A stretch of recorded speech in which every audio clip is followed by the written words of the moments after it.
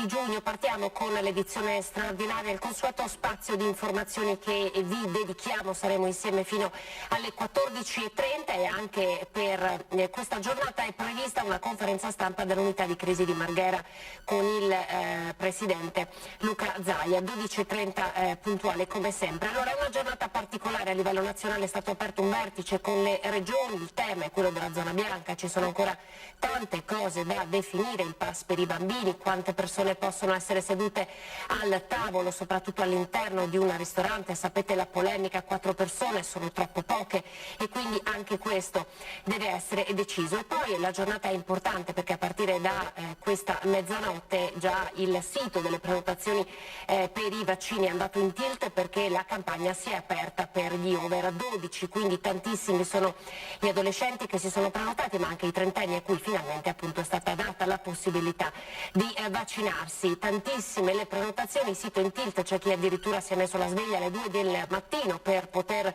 prenotare il proprio posto e per parlare di questo, tra pochissimo avremo anche un collegamento con il direttore generale dell'ULSS 2 di Treviso, Francesco Benazzi. Ma dobbiamo necessariamente in apertura di questa pagina del nostro notiziario andare subito a Spresiano, perché ieri in diretta alle 19:30 siamo riusciti a collegarci per raccontarvi del caso dell'omicidio-suicidio a Spresiano. Un pensionato, Lino Baseotto, di 81 anni, cacciatore per passione, ha imbracciato il fucile poco prima delle 18 e ha sparato a bruciapelo al volto della nuora Bruna Mariotto, 50 anni, originaria di Ponte della Priula. Poi l'anziano si è diretto al ricovero attrezzi annesso alla casa e ha rivolto la doppietta contro se stesso. Un colpo secco senza sbagliare. Quella che vedete nelle immagini, la amica di Bruna Mariotto, era arrivata nel pomeriggio nella loro casa perché avrebbero dovuto uscire assieme. Ecco la disperazione invece del marito di Bruna. Purtroppo tutto questo è accaduto davanti agli occhi della figlia di Bruna di soli 13 anni. Alcuni vicini sono intervenuti per portarla via affinché non assistesse a questa tragedia. Sul posto immediatamente sono arrivati i carabinieri, il PM. Ora ci saranno delle indagini, ma è risaputo che ci fossero dei dissapori all'interno della famiglia da molto tempo. Questo lo hanno testimoniato anche i vicini di casa. Vi facciamo sentire una testimonianza che è stata raccolta ieri sera dalla nostra Daniela Sizia, che è della moglie del primo testimone, colui che ha accompagnato e portato via da questa scena tremenda la figlia di Bruna Mariotto. Uno scoppio che lui pensava che era una bombola del gas e dopo ho visto un po' la scena dall'altra parte della rete e è andato là vicino, ha saltato la rete, è andato vicino alla bambina, ha visto la scena, l'ha portata in bagno, ha sentito il secondo scoppio e è andato via, insomma ha preso paura. Quindi la bambina ha assistito a tutto? Sì, ha visto la mamma, insomma. E ha assistito proprio all'uccisione del nonno che uccideva? Non so se era proprio davanti la bambina, però hanno sentito piangere mamma e quando hanno visto dall'altra parte della rete hanno saltato, ma pensava che aveva avuto un infarto soprattutto. Si è trovato una scena davanti che adesso insomma è una cosa brutta. Aveva colpito in testa, ci dice? Sì, sul viso. E dopo nel secondo momento non si pensava all'altra persona, chi era, e abbiamo saputo che era il suocero. Avevano pranzato poco prima tutti assieme, pare, all'origine di questa lite, un cagnolino, ma poi nella seconda parte di questa edizione straordinaria faremo ancora il punto con il nostro Cristian Arbolte che è sul posto. Un'altra notizia di cronaca: c'è stato un grave incidente a Ignago, siamo a Isola Vicentina, un ragazzo di 16 anni a bordo di una moto 125 si è scontrato contro un trattore. Ad avere la peggio è stato il minorenne trasportato in elicottero all'ospedale San Bortolo di Vicenza, dove si trova ricoverato nel reparto di rianimazione. La prognosi per lui è riservata. Questa è la cronaca. Adesso io do il benvenuto al nostro primo ospite di questa edizione straordinaria, professore ordinario di malattie infettive dell'Università di Padova, il professor Saverio Parisi. Buongiorno professore. Buongiorno. Buongiorno, allora Professore, accantoniamo per un attimo la pagina della cronaca perché dobbiamo tornare a parlare di Covid per raccontare uno studio importante condotto proprio dalla sua università che dà delle buone notizie, se così le possiamo definire, legate all'immunità di chi ha contratto il coronavirus. Ci può introdurre lo studio, come avete lavorato e quali sono dunque gli esiti? Grazie, buongiorno a tutti. Lo studio è iniziato di un anno fa. Abbiamo pensato di studiare i soggetti che avevano avuto il Covid e non avevano avuto sintomi importanti, quindi i cosiddetti pauci sintomatici o addirittura gli asintomatici. E abbiamo pensato di studiare i colleghi, cioè quei soggetti che sono stati da subito monitorati, il personale sanitario è stato da subito monitorato per sorveglianza, e quindi erano i soggetti che probabilmente sarebbero in molti casi sfuggiti ad una diagnosi perché rimasti asintomatici, quindi persone giovani e in età lavorativa, che sono corrispondenti alla stragrande maggioranza degli infetti nella popolazione generale. Tutte le persone che hanno visto il virus hanno avuto un'infezione molto lieve e che hanno sviluppato ragionevolmente una immunità e che possono essere studiati anche per capire innanzitutto quanto dura l'immunità a seguito di una infezione lieve. Abbiamo subito avuto disponibili dati sui molto malati, sui ricoverati in rianimazione. I cinesi, gli americani hanno una potenza di analisi e dei numeri e dei fondi sicuramente tali da poter provvedere questi risultati rapidamente, però la nicchia, che poi numericamente invece non è la nicchia ma è probabilmente la stragrande maggioranza della popolazione, la nicchia degli operatori sanitari si prestava ad uno studio longitudinale per capire la risposta, l'entità, la durata ed eventualmente successivamente, come poi è stato, la risposta al vaccino in chi aveva già visto il virus. Certo. Allora, abbiamo quindi potuto studiare longitudinalmente questi soggetti con dei prelievi seriati grazie alla collaborazione di Renzo Scaggiante, e cioè il primario di malattie infettive di Belluno, e ad un laboratorio amico, in questo caso il laboratorio del professor Zazzi a Siena. E abbiamo poi studiato la risposta al vaccino dopo la prima e la seconda dose, che è stata fatta al personale sanitario già a gennaio, quindi abbiamo un follow-up di 10 mesi precedente, di più di 10 mesi precedente, che è uno degli intervalli più lunghi disponibili, e poi la risposta al vaccino che continuiamo a studiare. Che cosa ci dicono questi dati? Cioè, anche perché sulla base di questi dati noi possiamo eventualmente ritarare la campagna vaccinale, quindi la distanza della prima dose o seconda per chi ha già contratto il Covid, quindi ci insegna anche come ragionare in futuro. Sicuramente i nostri e i dati di altri colleghi che fanno studi simili ci aiutano innanzitutto a capire quanto dura l'immunità, o almeno una parte dell'immunità, quella che noi abbiamo studiato, quella più facilmente studiabile attraverso gli anticorpi neutralizzanti, quanto dura l'immunità naturale. E abbiamo dimostrato che la stragrande maggioranza dei soggetti che avevamo studiato aveva ancora anticorpi determinabili, cioè li aveva misurabili dopo una mediana di 313 giorni, quindi più di 10 mesi. Ma soprattutto ci ha detto che la risposta dopo la seconda dose di vaccino, il vaccino utilizzato sugli operatori sanitari a gennaio, era una risposta molto molto più consistente di quella nei normali. Me per esempio, che non avevo avuto l'infezione precedentemente, anche nei soggetti che non avevano anticorpi misurabili dopo 10 mesi, anche quei pochi che sembravano aver perso memoria secondo i nostri indici, in realtà rispondevano benissimo. Quindi insomma questo ci aiuta a pensare che anche gli anticorpi indotti da vaccino possano durare un tempo sufficientemente lungo, ma sicuramente che un'eventuale terza dose è molto molto utile per rinfrescare la memoria, soprattutto per ristimolare quelle cellule che poi dovranno produrre, se si troveranno di fronte di nuovo l'agente infettante, dovranno produrre una risposta molto rapida. Senta, Cioè le cellule B. ci stupisce quello che sta accadendo in Inghilterra, dove ad esempio grossa fetta della popolazione è immunizzata, però le varianti stanno giocando un ruolo particolare, perché stiamo vedendo in questi giorni che iniziano a tornare casi anche nel Regno Unito, che insomma ha festeggiato fino ad alcune settimane fa. Quindi il tema è anche quello delle varianti. In questo senso, secondo lei da immunologo, che livello di incidenza stanno avendo, e questo terzo richiamo potrebbe essere la chiave di volta? Allora, innanzitutto io do una risposta da infettivologo.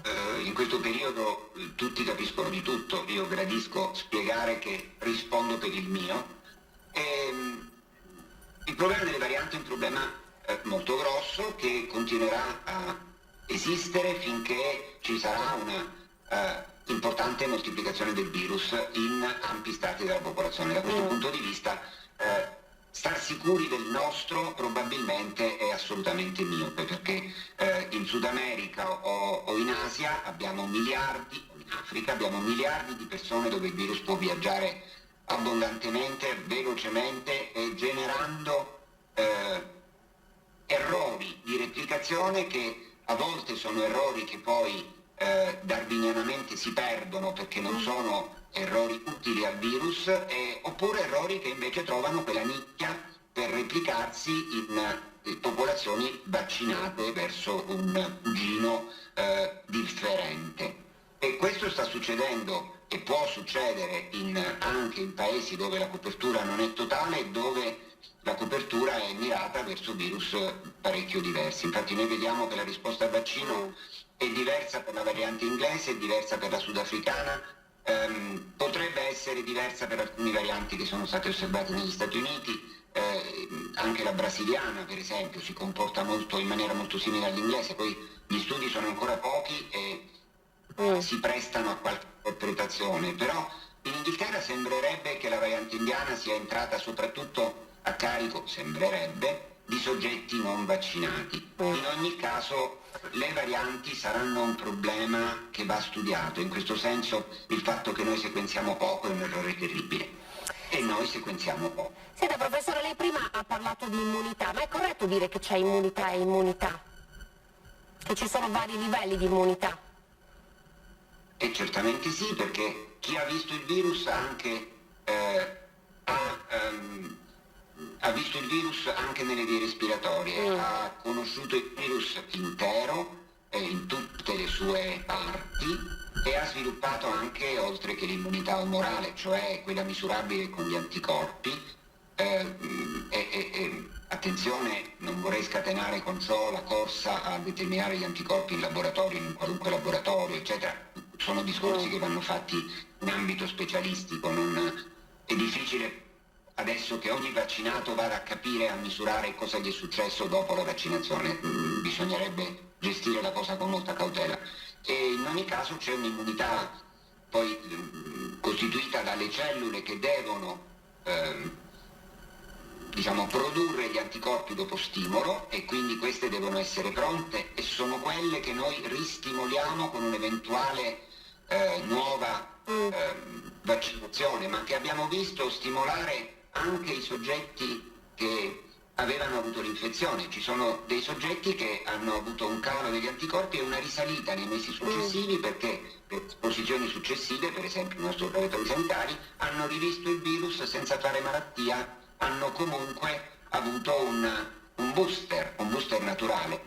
E poi ci sono le cellule T che vengono ancora dopo, nel tempo, che aiutano a distruggere le cellule infettate, però quelle intervengono un po' dopo. La prima linea sono anticorpi e poi subito dopo cellule B. Senta, un'ultimissima domanda davvero per i tanti curiosi, ed è una domanda che ci siamo fatti un po' tutti, perché all'inizio, quando è scoppiata la pandemia, si stava davvero attenti a tutto, a prendere i mezzi pubblici, a fare la spesa, si disinfettava addirittura la spesa, si diceva che il virus sarebbe rimasto per ore, addirittura per giorni, nelle superfici, nei vestiti. Ecco, ora queste convinzioni sembrano venire meno. Che cosa ci può dire a riguardo? Sapevo che saremmo andati a parlare anche di questo. Una battuta me la deve concedere. Esatto, è penosissimo parlarne, un po' perché secondo me i tecnici devono parlare di quello che studiano e io devo parlare per fatti, cioè per lavori pubblicati, non per opinioni che possono valere quanto quella di chiunque altro. Allora ci aggiorni sugli ultimi studi in merito. No, ma in generale trovo, da cittadino, non da infettivologo, trovo che bisogna avere memoria, memoria anche di numeri, perché capisco l'ansia di ricominciare una vita normale, però in questi giorni l'anno scorso avevamo 40.000 morti e ci sembrava, avevamo meno di 30-35.000 morti, a ottobre ne avevamo 40.000 dopo tutta l'estate e l'inizio della seconda ondata e in 2 mesi sono raddoppiati, siamo andati a 80.000 ai primi di gennaio e a 126.000 ieri. Se questi numeri non fanno impressione e la seconda ondata ha molti padri, perché alla prima si può dire non avevamo capito, alla seconda si deve dire potevamo capire e non avevamo capito e non ci eravamo attrezzati. A questo punto dire che siamo a posto, perché la differenza rispetto all'anno scorso, oltre al bel tempo che sta giocando un ruolo fondamentale come ha avuto l'anno scorso, abbiamo anche la vaccinazione con meno di un quarto della popolazione vaccinabile ancora vaccinata, mi sembra veramente presto, quindi tutte queste polemiche sulle mascherine mi sembrano ridicole e io non delego alla sensibilità degli altri la sicurezza di tutti, perché in queste cose non si va a maggioranza, nel senso che la maggioranza non può riformare i concetti scientifici, non può riformare soprattutto alcune regole morali e 126.000 morti credo che meritino il rispetto anche dei più sportivi, tra virgolette. Grazie professore, davvero grazie anche per essere stato così diretto con noi. Saverio Parisi, professore ordinario di malattie infettive dell'Università di Padova. Arrivederci, grazie per essere stato con noi e un grazie anche a tutta la squadra che ha lavorato con lei. Arrivederci. Andiamo in pubblicità tra pochissimo con Francesco Benazzi per fare il punto sulle prenotazioni degli over 12 per la vaccinazione.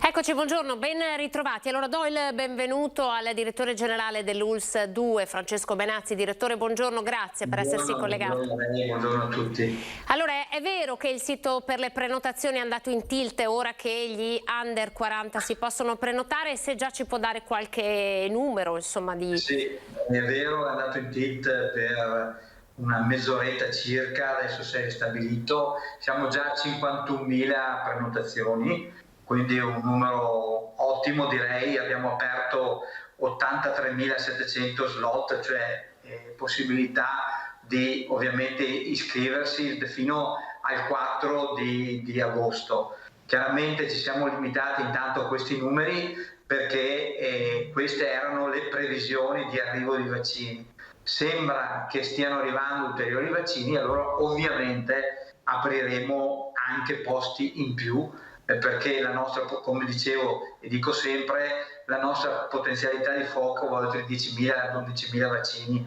al giorno. Già da oggi noi faremo 8.700 vaccini, quindi voglio dire, se ci sono non abbiamo problemi in tal senso. Senta, è un liberi tutti o ci sono degli slot per i trentenni, degli slot per i ventenni, dai 12 in su, oppure non è stato previsto questo? No, è un liberi tutti, nel senso, come diceva il Presidente Zaia, lasciamo pure liberi che si iscrivono tutti, anche perché anche dietro le indicazioni, facendo seguito alle indicazioni del generale Figliuolo, del commissario, con l'apertura anche ai 12 anni noi stiamo utilizzando Pfizer, che come sapete è stato sdoganato sia dall'AIFA che dall'EMA come vaccino che può ovviamente fare anche i minori sotto i 16 anni. Siete avuto modo di vedere qualche classe di età? Ci sono adolescenti che si sono prenotati o l'hanno fatto i genitori?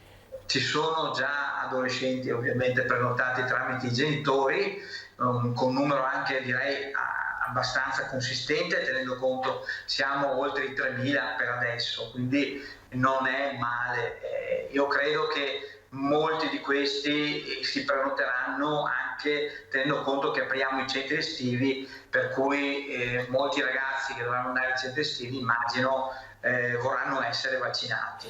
Senta direttore, nel weekend invece arriva il camper con Johnson & Johnson, come funzionerà?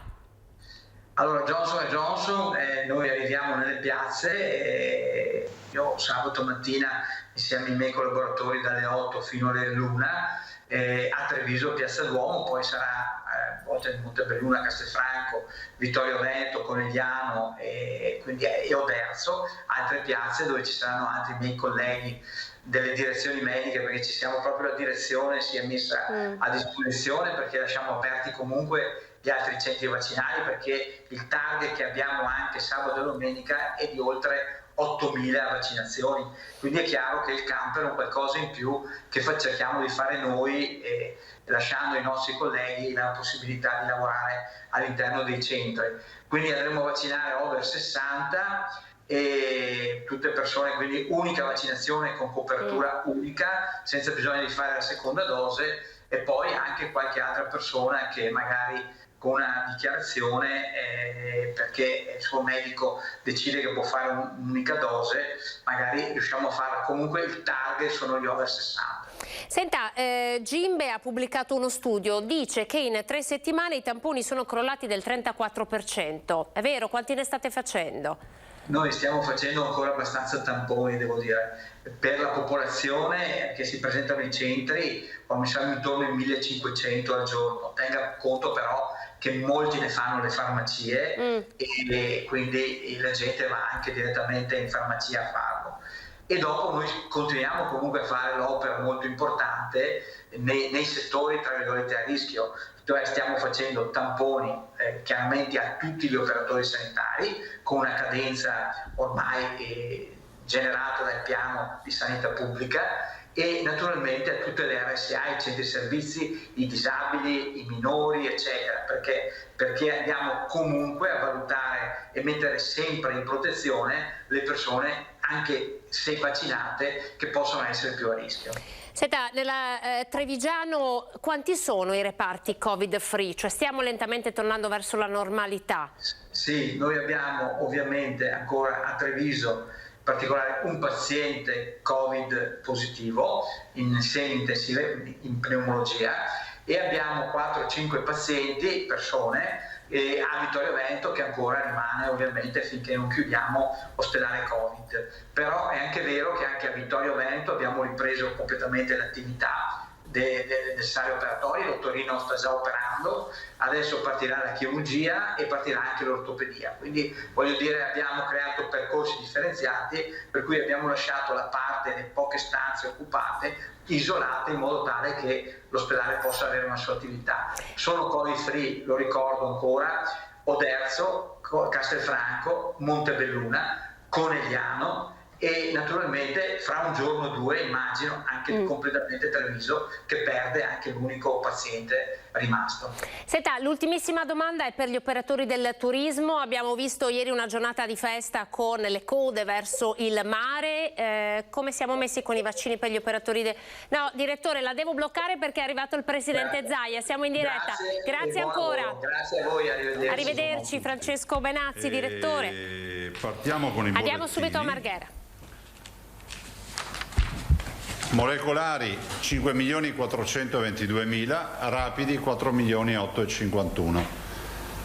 Totale 10.274.246. 10.274.246.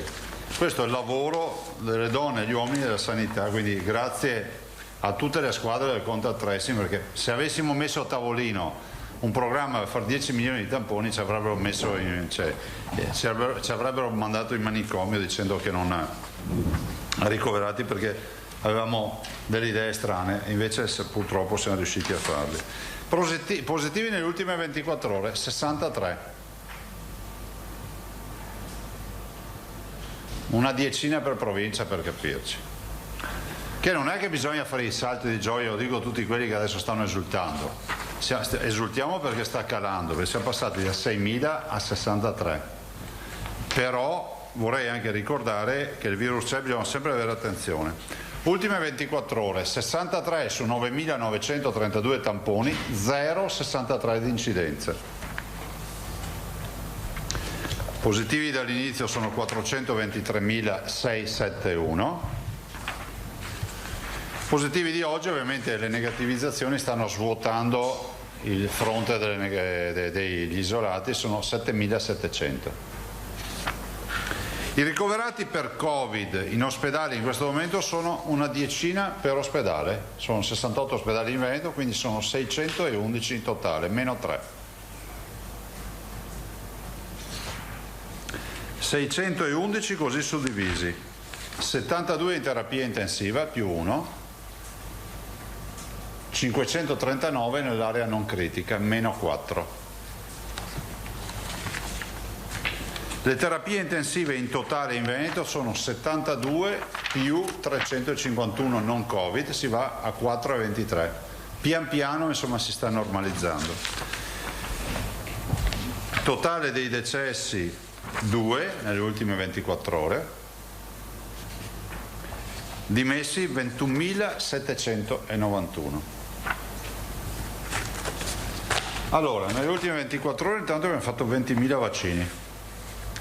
Perché? Perché vi ricordo che siamo a metà settimana, è vero che abbiamo 360.000 dosi in magazzino, però ce le abbiamo in virtù della consegna anticipata di un giorno e quindi nel nostro programma, diciamo, sapete che noi il martedì di solito lavoriamo con la 7ª dose di Pfizer. Abbiamo avuto quindi la sorpresa e adesso recuperiamo, nel senso che andremo sopra i 40.000, anche penso arriveremo ai 50.000 per aver esaurito il magazzino prima della prossima consegna. Coperture vaccinali, però gli over 80 ormai siamo quasi al 100%, cioè 98% stiamo andando verso il 100. 70-79 anni 87,7. 60 anni 81,5, 60-69 per capirci. 50 anni 71%, dai 50 ai 59 anni vaccinati o prenotati 71% e 40-49 56. Come voi sapete, questa notte a mezzanotte e un istante abbiamo aperto, e siamo una delle pochissime regioni in Italia, siamo solo in 4 da quello che ho capito, dai 12 anni all'infinito. E devo ringraziare i ragazzi perché l'ultimo aggiornamento di mezzogiorno ci ha dato 250.000 prenotazioni. I ragazzi stanno dando una dimostrazione. Vi dico ragazzi perché? Perché molti sono ragazzi che a 15-16 anni si sono prenotati a mezzanotte e un quarto, mezzanotte e mezza, mezzanotte e 10, mezzanotte e 1 minuto e 2 minuti, c'è stato l'assalto. Quindi i ragazzi stanno dando una prova, come si può dire, di civiltà che è unica, ma del resto il Covid lo hanno vinto i ragazzi e lo hanno dimostrato anche con le prenotazioni. Quindi stiamo andando benissimo con le prenotazioni, voi sapete che abbiamo aperto 700.000 posti in agenda su una popolazione target di 1.300.000, dai 12 anni ai 39 anni sono 1.300.000, perché anzi sono esattamente 1.393.000, meno 100.000 già vaccinati, fa 1.300.000. Sta andando bene. E vi dico che faccio ancora appello a chi avesse deciso di vaccinarsi, vi ricordo che i posti in agenda, i 700.000 posti, sono dal 24 di giugno al 4 di agosto, dal 24 giugno al 4 di agosto, prenotatevi, se avete deciso approfittatene, perché poi ovviamente con il liberi tutti, con l'aperto a tutti, adesso è inevitabile che si vada a saturazione. E bravi, veramente sono stati bravi. Immagino che a fine giornata non so quanto avremo ancora di prenotazioni, però stanotte hanno fatto veramente le schegge. So che molti hanno anche postato la loro avvenuta conferma prenotazione, insomma sta girando sui social, quindi bravi, veramente bravi i ragazzi. Vi annuncio che da domani a mezzogiorno apriremo le liste vaccinali con i posti in agenda per gli operatori del turismo. Allora, chi entra, se non trova il proprio codice fiscale, che è proprio un comparto dedicato, utilizza il sistema della forzatura, cioè che è quello che ormai conosciamo, cioè continua la prenotazione e sa che al centro vaccinale firmerà una dichiarazione su un modulo nel quale ci sarà scritto: io Mario Rossi dichiaro di lavorare presso l'hotel, evito di dire nomi, poi qualcuno si offende perché non li ho citati, sono presso l'hotel XY, basta, o presso il ristorante XY, o presso l'agenzia, o quello che sarà, tutto qua. Ci sono anche qui posti in agenda, abbiamo 50.000 posti e quindi anche qui si parte con l'obiettivo turismo Covid free, che noi in maniera accelerata portiamo avanti. Io non aggiungerei altro. I dati, siccome oggi è giovedì, abbiamo un R-Conti 0,64,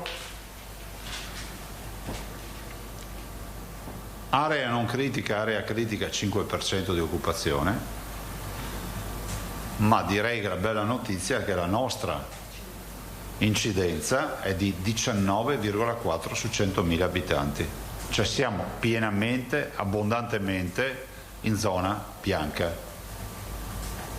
Quindi immagino che per noi da lunedì scatteranno, oggi avremo anche un incontro per parlare dei 4 posti a tavola, che a me sembra un'assurdità in zona bianca, di pensare, attenzione che io non sto celebrando la fine dell'infezione, dell'emergenza. Ai veneti abbiamo sempre deciso di dire ogni giorno come stanno le cose, quindi che nessuno si esalti, però è pur vero che se il tunnel era lungo 100 km ormai ne abbiamo fatti 99, stiamo uscendo dal tunnel, evitiamo di fare l'incidente dell'ultimo chilometro.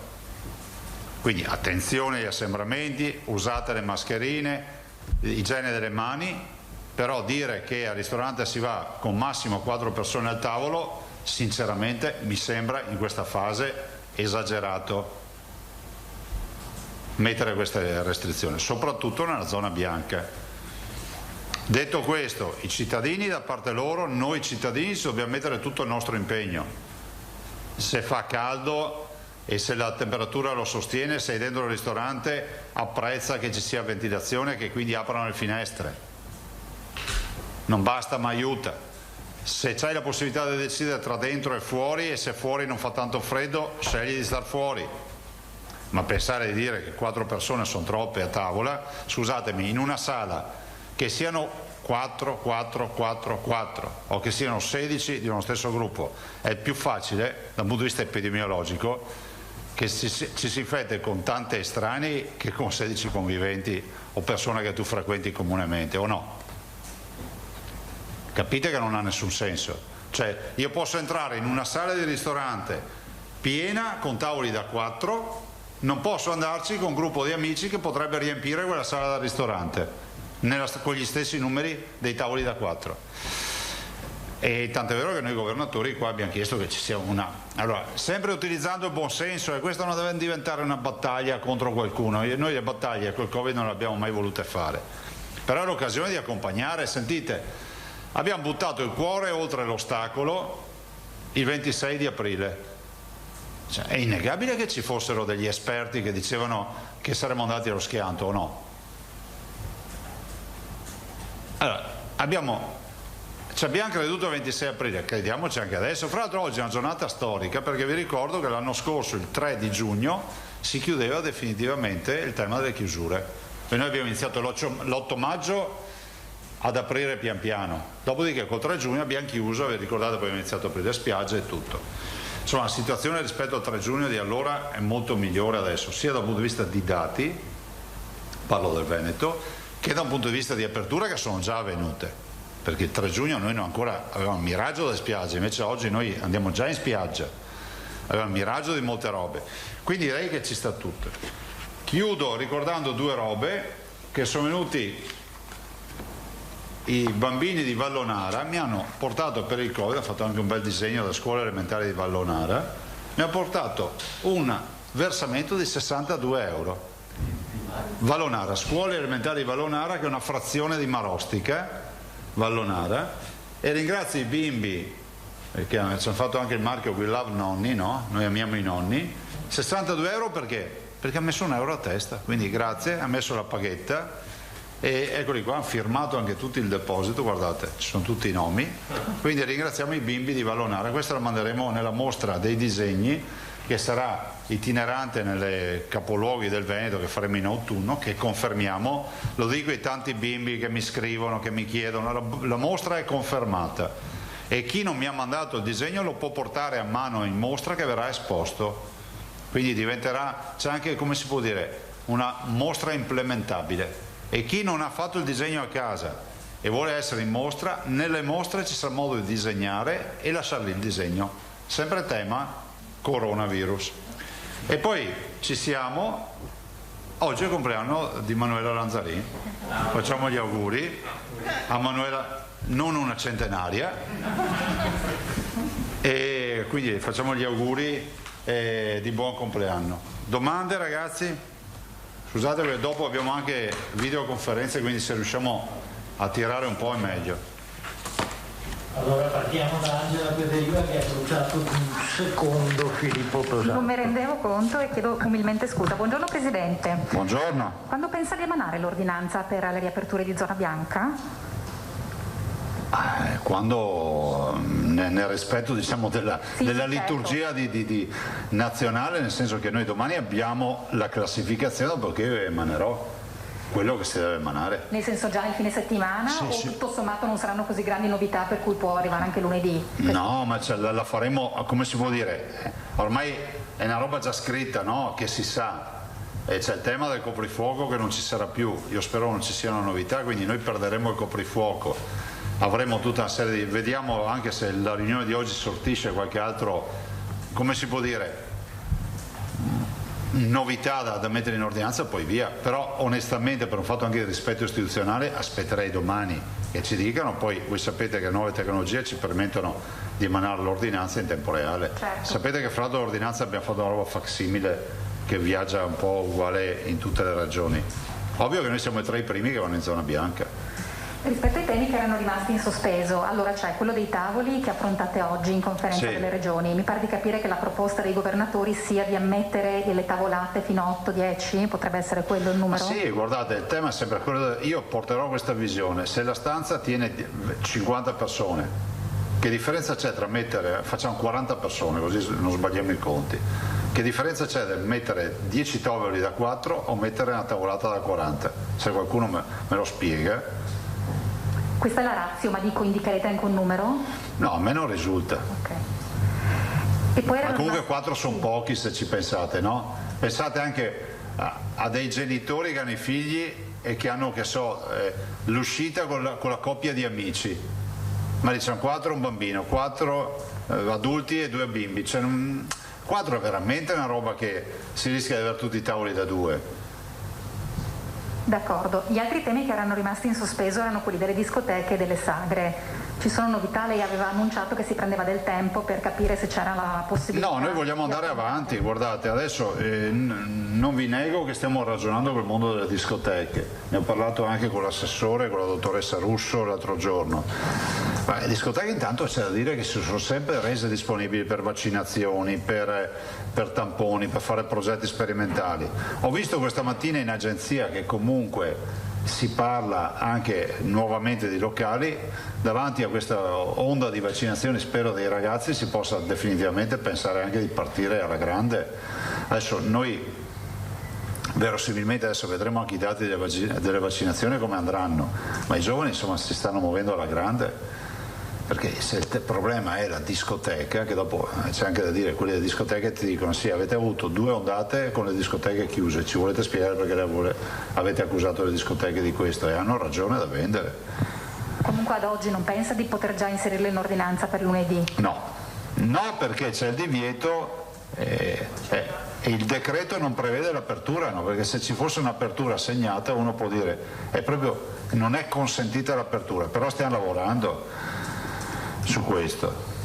D'accordo. Un altro tema che mi risulta sia all'esame della conferenza delle regioni, in particolare in Commissione Salute, non so se è una domanda forse per l'assessore o per il Presidente, comunque la pongo, è la questione dei vaccini in vacanza. Il documento che è al vaglio, penso oggi, dei governatori, che è stato esaminato dagli assessori, direbbe di dare il vaccino in vacanza solo a chi deve fare il richiamo, per l'appunto, e che soggiorna per lungo tempo fuori dalla propria regione. Confermo. È questo, quindi sareste d'accordo?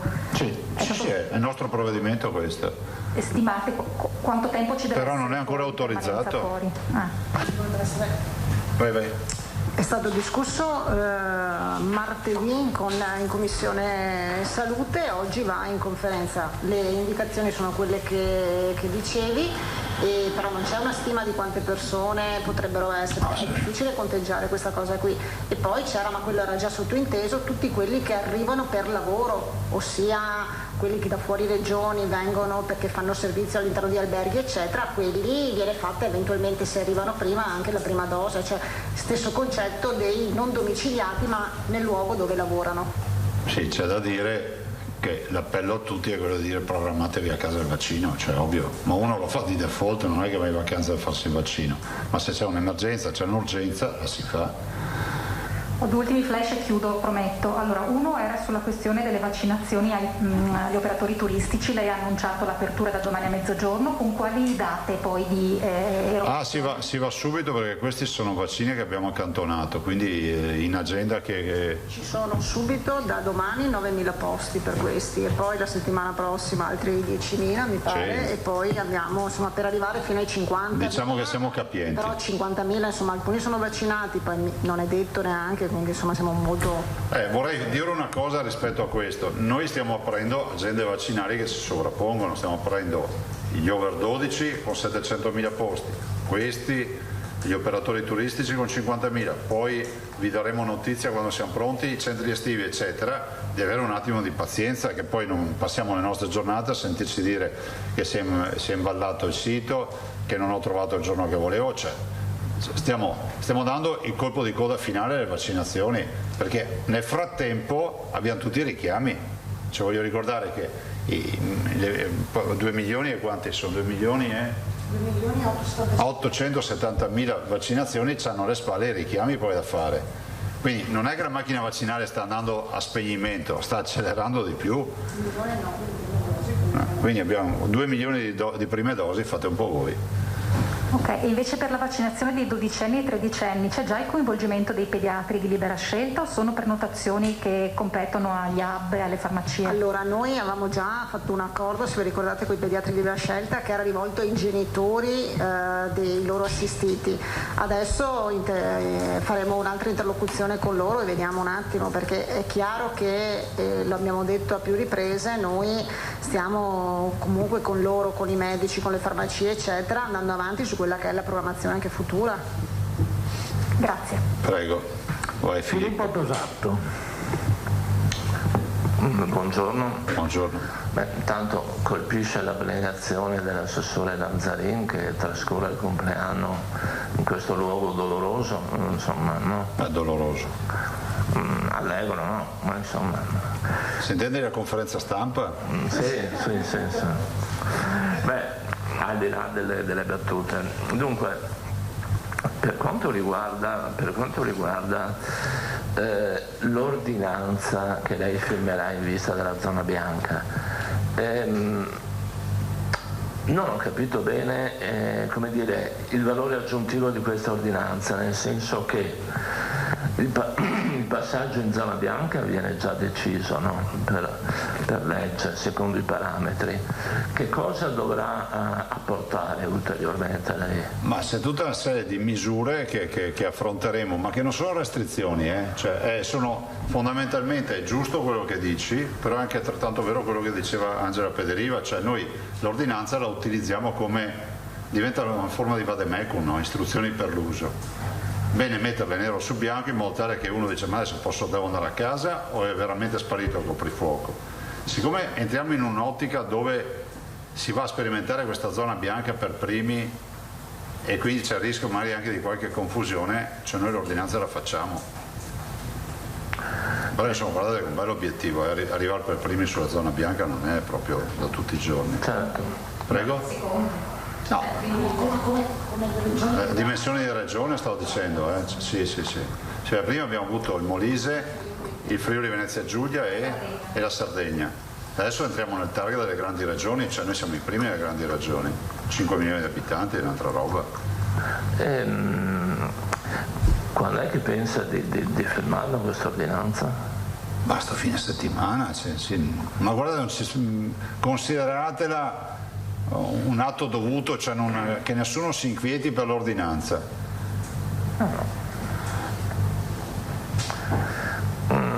Un particolare che riguarda la presenza di commensali al tavolo. Lei prima ha detto ma insomma 4 mi sembra limitativo se sono congiunti, figli eccetera. Però io ricordo che non molto tempo fa lei ci diceva guardate che anche quando andate a trovare i genitori dovete mantenere delle regole, perché non è che perché uno è vostro amico, è vostro fratello o è vostro padre è del tutto innocuo. Quindi insomma anche forse questo limite dei 4, per quanto magari un po' seccante, potrebbe avere un valore. Secondo me no, perché rischia di essere un'anatra zoppa. Mi spiego.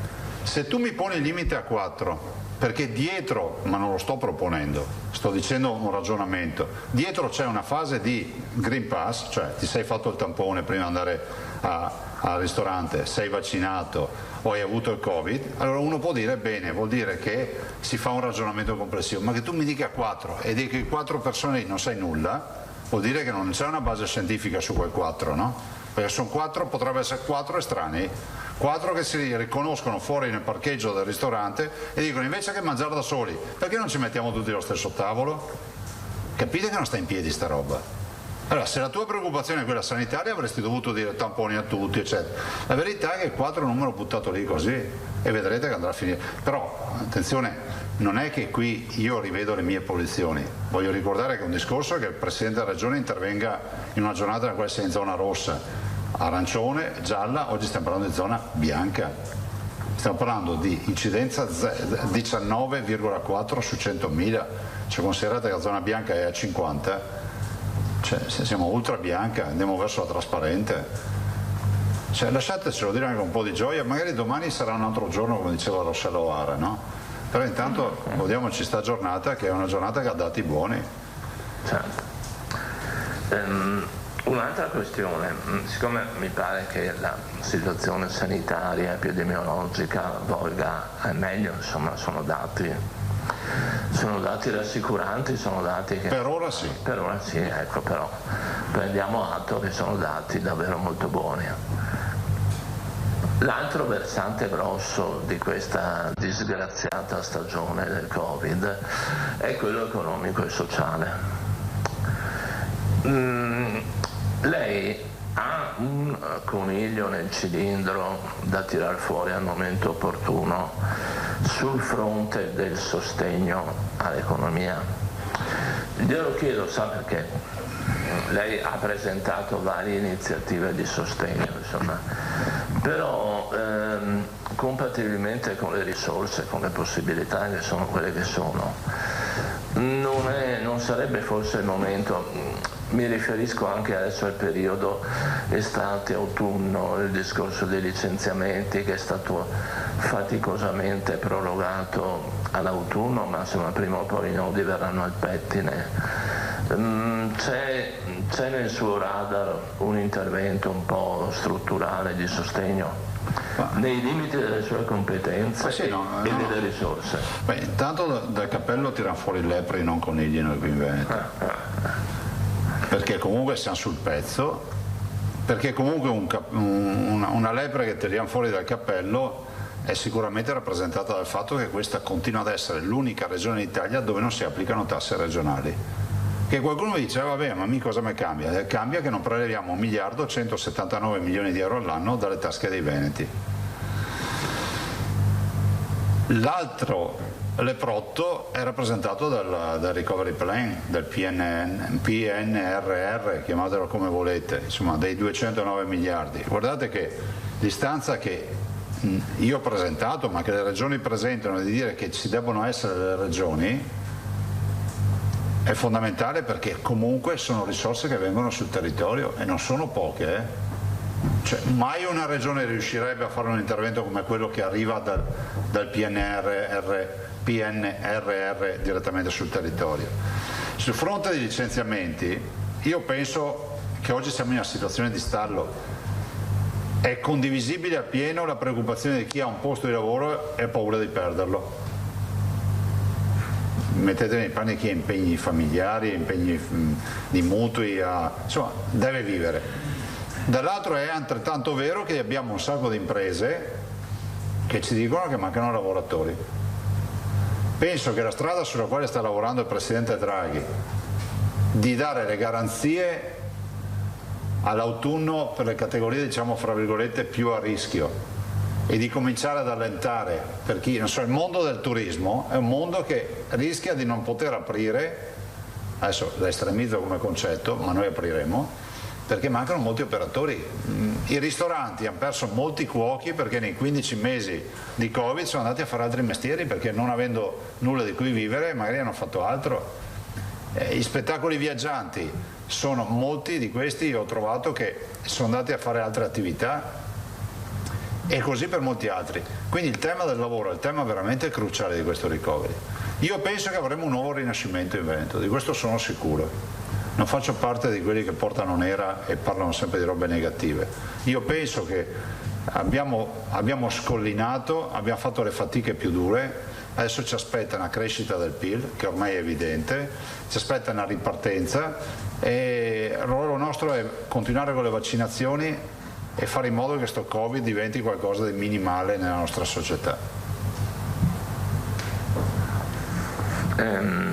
Minimale oppure un ricordo sbiadito? Lo dico perché lei ha già evocato la possibilità di un terzo richiamo in autunno. Ma sì, il ricordo sbiadito potrebbe essere se ci sarà la sparizione del virus, ma è accaduto per la SARS, non so se qui sarà la stessa roba, immagino di no. Avremo sicuramente, se continua così, avremo comunque l'opportunità di un richiamo, di una nuova vaccinazione stagionale, perché poi andrà a finire così. Siamo pronti, non siamo più impreparati. Sentite, il 20 febbraio 2020, quando è arrivato il Covid, c'è poco da fare i fenomeni. Cioè, non c'è nessuno che sapeva come comportarsi e come sarebbe andata. Avevamo tutti paura di morire o no? Poi venivate qua alla conferenza stampa e quante volte avete pensato se mi infetto? Dai, è inutile che facciamo moda. No, perché sentiamo sempre questi esperti di tutto. Si mai girava con mascherine, però. Tanto è vero che vi ricordo che io durante il periodo peggiore del Covid ho sempre fatto la conferenza stampa senza mascherina nella prima fase. Perché è un segnale di speranza, no? Però aveva i pulcini che la proteggevano. No? Esatto. Beh, adesso sono dei polli. Non sono stati ammazzati, sono tutti vivi e moriranno di morte naturale. Sono una scuola enologica di Conegliano per i bimbi che li volessero vedere. Grazie. Prego, sei stato buono oggi. Tocca al collega Pittarello. No, nel senso poche domande. Ciao. Ciao, buongiorno. Facciamo presto così facciamo festeggiare l'assessore. E ancora auguri. Non ci dice che festa ha organizzato stasera. Ecco.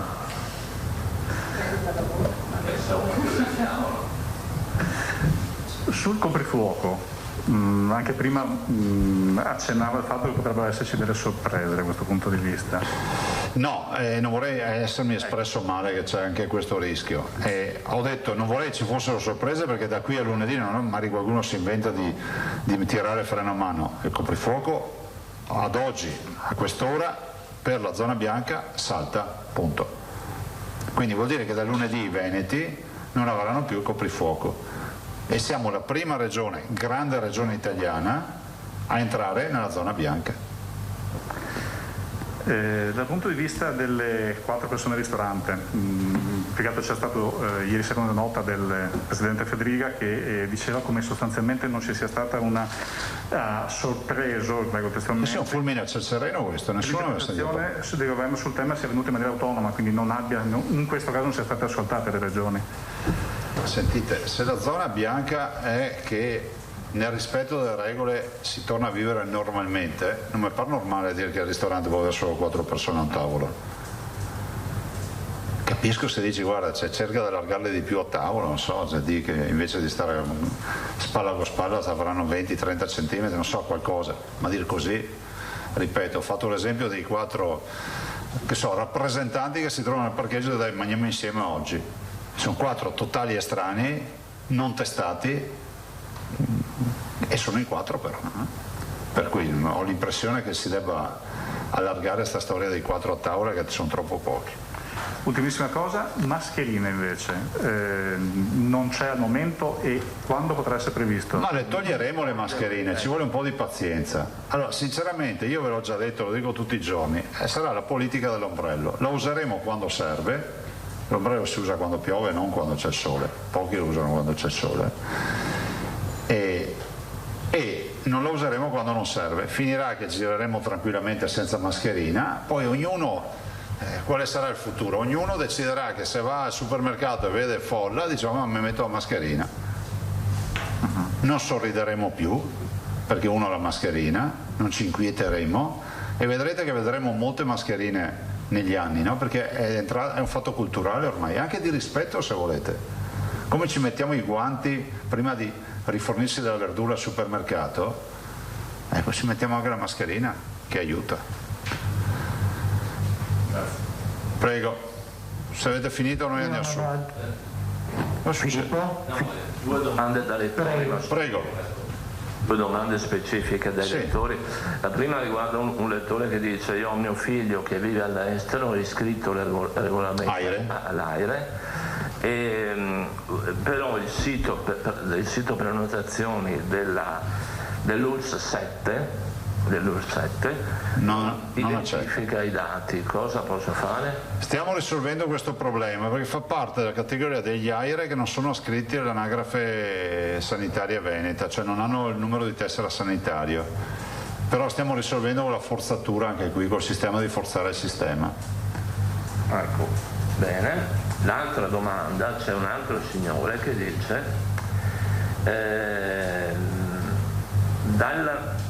in zona bianca, cioè lui pensa alle gozzoviglie post-Covid, nel senso che dice: in zona bianca si possono fare feste private all'aperto con amici e parenti? Feste private all'aperto, e allora la festa privata come la va a connotare? È una cerimonia? Penso in giardino, qualche ghiottoneria in giardino. Penso di sì, avendo il buon senso di non fare troppa festa privata. Ok, grazie. Non comprerei gonfiabili, non so, sì, che uno si faccia Luna Park nel giardino, che non mi sembra il caso. Però se deve fare 2 o 3 salamelle con costicine e ste robe, decisamente non gli rovinano la vita, neanche la salute. Sì, all'esterno soprattutto, giusto. Grazie, buongiorno, buon lavoro. Grazie a tutti. Domani altra comunicazione importante. Grazie. Così dormite per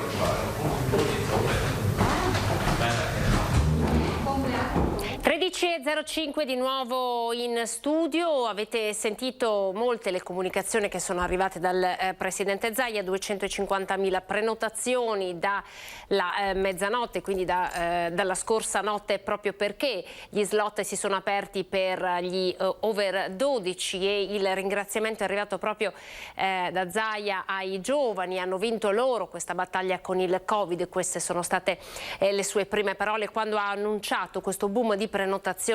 E tra l'altro, ovviamente, siccome alla prenotazione c'è la classe di età e poi c'è anche l'orario, ha proprio chiarito come tantissimi si siano prenotati a mezzanotte 1, mezzanotte 2, dunque abbiano aspettato davvero l'apertura degli slot per accaparrarsi un posto per la vaccinazione. Poi la seconda notizia è quella che da domani verranno aperti degli slot invece per gli operatori turistici, che se non troveranno il proprio codice fiscale all'interno, diciamo, della pagina del sito per la prenotazione dei vaccini, potranno fare una sorta di autodichiarazione dove raccontano e spiegano che lavorano per questo piuttosto che quell'altro albergo. Quindi la campagna vaccinale, come avete sentito, va avanti spedita, non ci sono più tantissimi ricoveri per Covid negli ospedali del Veneto. Zaia ha parlato circa di 10 casi per diciamo per area geografica.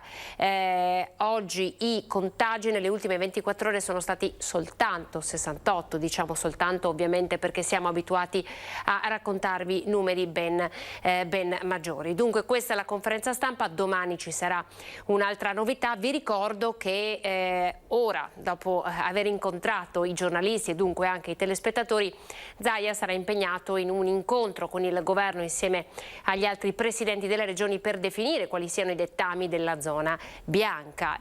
Uno dei temi è sicuramente quello dei posti a tavola, 4 persone soltanto al ristorante se si cena o si pranza al chiuso, secondo Zaia, come peraltro secondo moltissimi altri presidenti di regione, sono troppo pochi. Dunque sappiate che le regioni insisteranno oggi nel vertice del governo per aprire a questo numero e così dare anche un po' più di respiro a tutti gli esercizi, bar e ristoranti che hanno patito davvero e pagato un conto salatissimo di questa pandemia, e adesso è giusto che tornino a lavorare.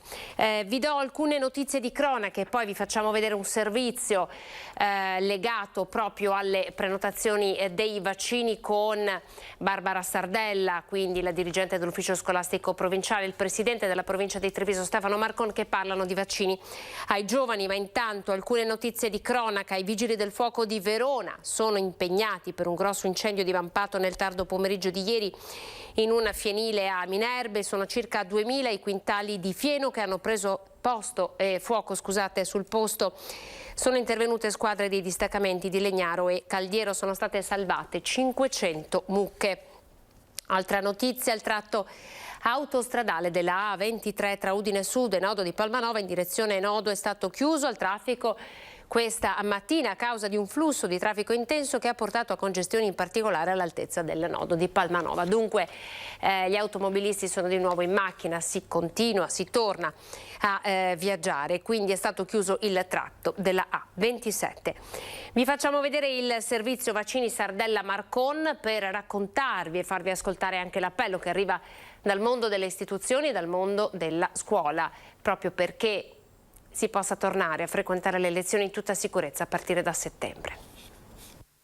Era stato annunciato, domani tutti potranno vaccinarsi dai 12 anni in su. Una notizia importante per molti che attendevano questo giorno con impazienza. Quest'anno è stato difficile per tutti, ma soprattutto per i giovani, costretti a rimanere a casa, a scuola solo per qualche giorno alla settimana, oppure in didattica a distanza. I ragazzi sono stati quella fetta di popolazione che hanno subito più che altro effetti indiretti della pandemia. Abbiamo saputo, insomma, le sofferenze che ancora si trascinano relativi all'isolamento sociale. Ecco, oggi è la giornata, credo, della ripresa. Sulle vaccinazioni Barbara Sardella è chiara. La speranza è che i ragazzi aderiscano alla campagna di vaccinazione. L'augurio è questo, perché abbiamo atteso questa bella notizia che anche i giovani potessero vaccinarsi, soprattutto per poi ricominciare a settembre con maggiore serenità, quindi ci si spera che, visto anche le rassicurazioni anche sui effetti che non sono assolutamente indesiderati in questa fascia della popolazione, la maggior parte di loro possano vaccinarsi. Della stessa opinione il presidente della provincia Stefano Marcon, che però sottolinea: io sono favorevole ai vaccini, sono contro l'obbligatorietà, nel senso che bisogna fare campagna di informazione per convincere della bontà di vaccinarsi. Quello è un processo che nel tempo ha devellato tante malattie, quindi anche questa. Andiamo a vedere a Padova, anche qui boom di prenotazioni, sentiamo un po' quali sono stati i numeri per il distretto del Padovano. Posti esauriti dopo 9 ore, a 00:01 del 3 giugno, aperte le prenotazioni per gli over 12 fino ai 39 anni per le vaccinazioni anti-Covid. L'USL Euganea ha messo a disposizione i primi 50.000 posti. Le date delle somministrazioni sono a partire dal 18 giugno. Nei primi minuti dell'apertura delle prenotazioni il sito dell'USL 6 è andato in tilt perché è stato preso d'assalto. In mattinata, poco dopo le 9, i posti erano già stati tutti prenotati da questa che è la più ampia platea di popolazione vaccinabili. Ulteriori slot verranno aperti più avanti in base alle nuove forniture di vaccino in arrivo. La campagna di vaccinazione a Padova procede a pieno ritmo e i risultati si vedono sul numero di contagi. In una settimana in 46 comuni padovani non si sono registrati nuovi casi e sono Covid free. Si abbassa l'incidenza di contagi anche a Padova, città con 43 casi su oltre 210.000 abitanti. Nel resto dei comuni i casi sono inferiori alla decina. L'incidenza più alta nel piccolo borgo di Barbona, il comune con il minor numero di abitanti, appena 610. Di questi 3 risultano positivi. Noi abbiamo sentito anche il noto virologo Pregliasco che parla dell'importanza della vaccinazione tra i giovani e ovviamente della sua sicurezza. Vaccinando i ragazzi, in particolare gli adolescenti, si ridurrà anche quello che comunque è successo durante questa fine anno scolastico, cioè scuole di fatto comunque chiuse, no? Perché è vero che c'era la didattica in presenza, ma tanti focolai ripetuti, vuoi per un caso tra i docenti, vuoi per un caso appunto fra uno dei ragazzi, e quindi per mantenere una continuità scolastica la migliore possibile in presenza, la vaccinazione sarà importante. Mettere al sicuro i più giovani anche per blindare l'anno scolastico 2021-2022 sono diversi motivi per immunizzare i ragazzi tra i 12 e i 15 anni. Per Fabrizio Pregliasco, virologo dell'Università di Milano, tra le voci più autorevoli di questa pandemia. Ma la ragione, dice il professore, sta ancora una volta nei numeri. Il virus, seppur in maniera meno significativa, ha colpito anche le nuove generazioni. Il 23% dei casi notificati è nella fascia di età 0-18 anni. Vero è che solo l'1% di questi casi determina ospedalizzazione nei ragazzi. L'85-90% della casistica nei ragazzi è una positività con una situazione di asintomatica o paucisintomatica, cioè poca roba. Però 30 decessi ci sono stati in Italia e un certo rischio ancora c'è in tanti ragazzi con problematiche di fragilità. Più in generale la vaccinazione ai più giovani serve per spegnere nuove eventuali ondate. Il problema più grosso è proprio questo, quello di far una barriera al virus, perché con questo primo giro di vaccinazioni non riusciremo a eliminarlo, riusciremo a avere una convivenza più civile con il virus e con una presenza sempre meno importante dei casi più impegnativi. Connesso il tema della terza dose di vaccino, non ufficiale ma a questo punto scontato. Questo primo giro di vaccinazioni non permetterà l'azzeramento della malattia, che rimarrà appunto endemica. Sembrerebbe, ma dobbiamo ancora avere conferma, che la vaccinazione garantisca dai 9 ai 12 mesi di la protezione, però è molto probabile che ci debba essere un richiamo, una terza dose o un richiamo periodico, un po' come l'influenza. Allora ricordiamo che nel fine settimana, come ha di fatto anticipato anche il direttore Benazzi, gli over 60 residenti in provincia di Treviso non ancora vaccinati potranno usufruire dell'iniziativa vaccini in camper realizzata con 6 comuni della Marca. Per questo target sarà possibile farsi immunizzare senza necessità di prenotazione e con un'unica dose del vaccino Johnson & Johnson. Stiamo parlando dei giorni di sabato 5 e domenica 6. In ogni piazza arriverà sarà il camper dell'ULSS 2 Marca Trevigiana. E in tema di vaccini vi facciamo vedere le immagini di Mario Conte, sindaco di Treviso. Oggi è stata la sua volta, si è vaccinato all'ex Maber, quindi ovviamente il lab vaccinale di Villorba. Vi facciamo vedere le immagini del sindaco che ci sono state inviate, eccolo qua che entra alla sede. Trovato. Cosa devo fare?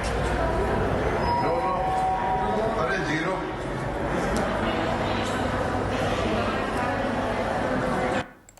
Ricorderete, eccolo qui, adesso vi facciamo vedere il momento della vaccinazione.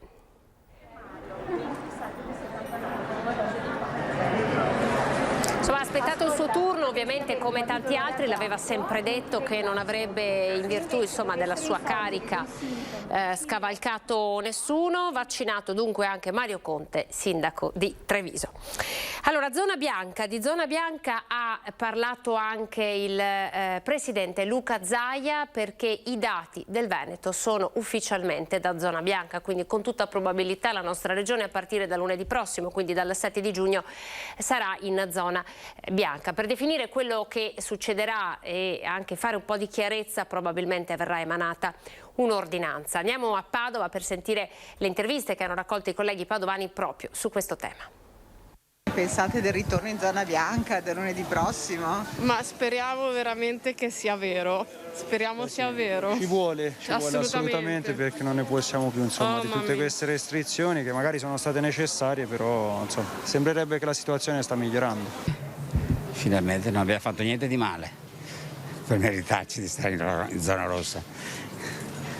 Si sente più sicuro col discorso certo. dei vaccini, eccetera? Ci siamo. Indispensabile, i vaccini è indispensabile. Sai, perché è un anno e mezzo che siamo chiusi dentro, per paura di prenderlo, per paura di contagiare i nipoti e tutto il resto, e quindi adesso è ora di uscire. Abbiamo bisogno di un po' di aria. Con prudenza, Uscire? Con prudenza, con le mascherine e con tutto quello che ci può mantenere sicuri. Bene, meglio.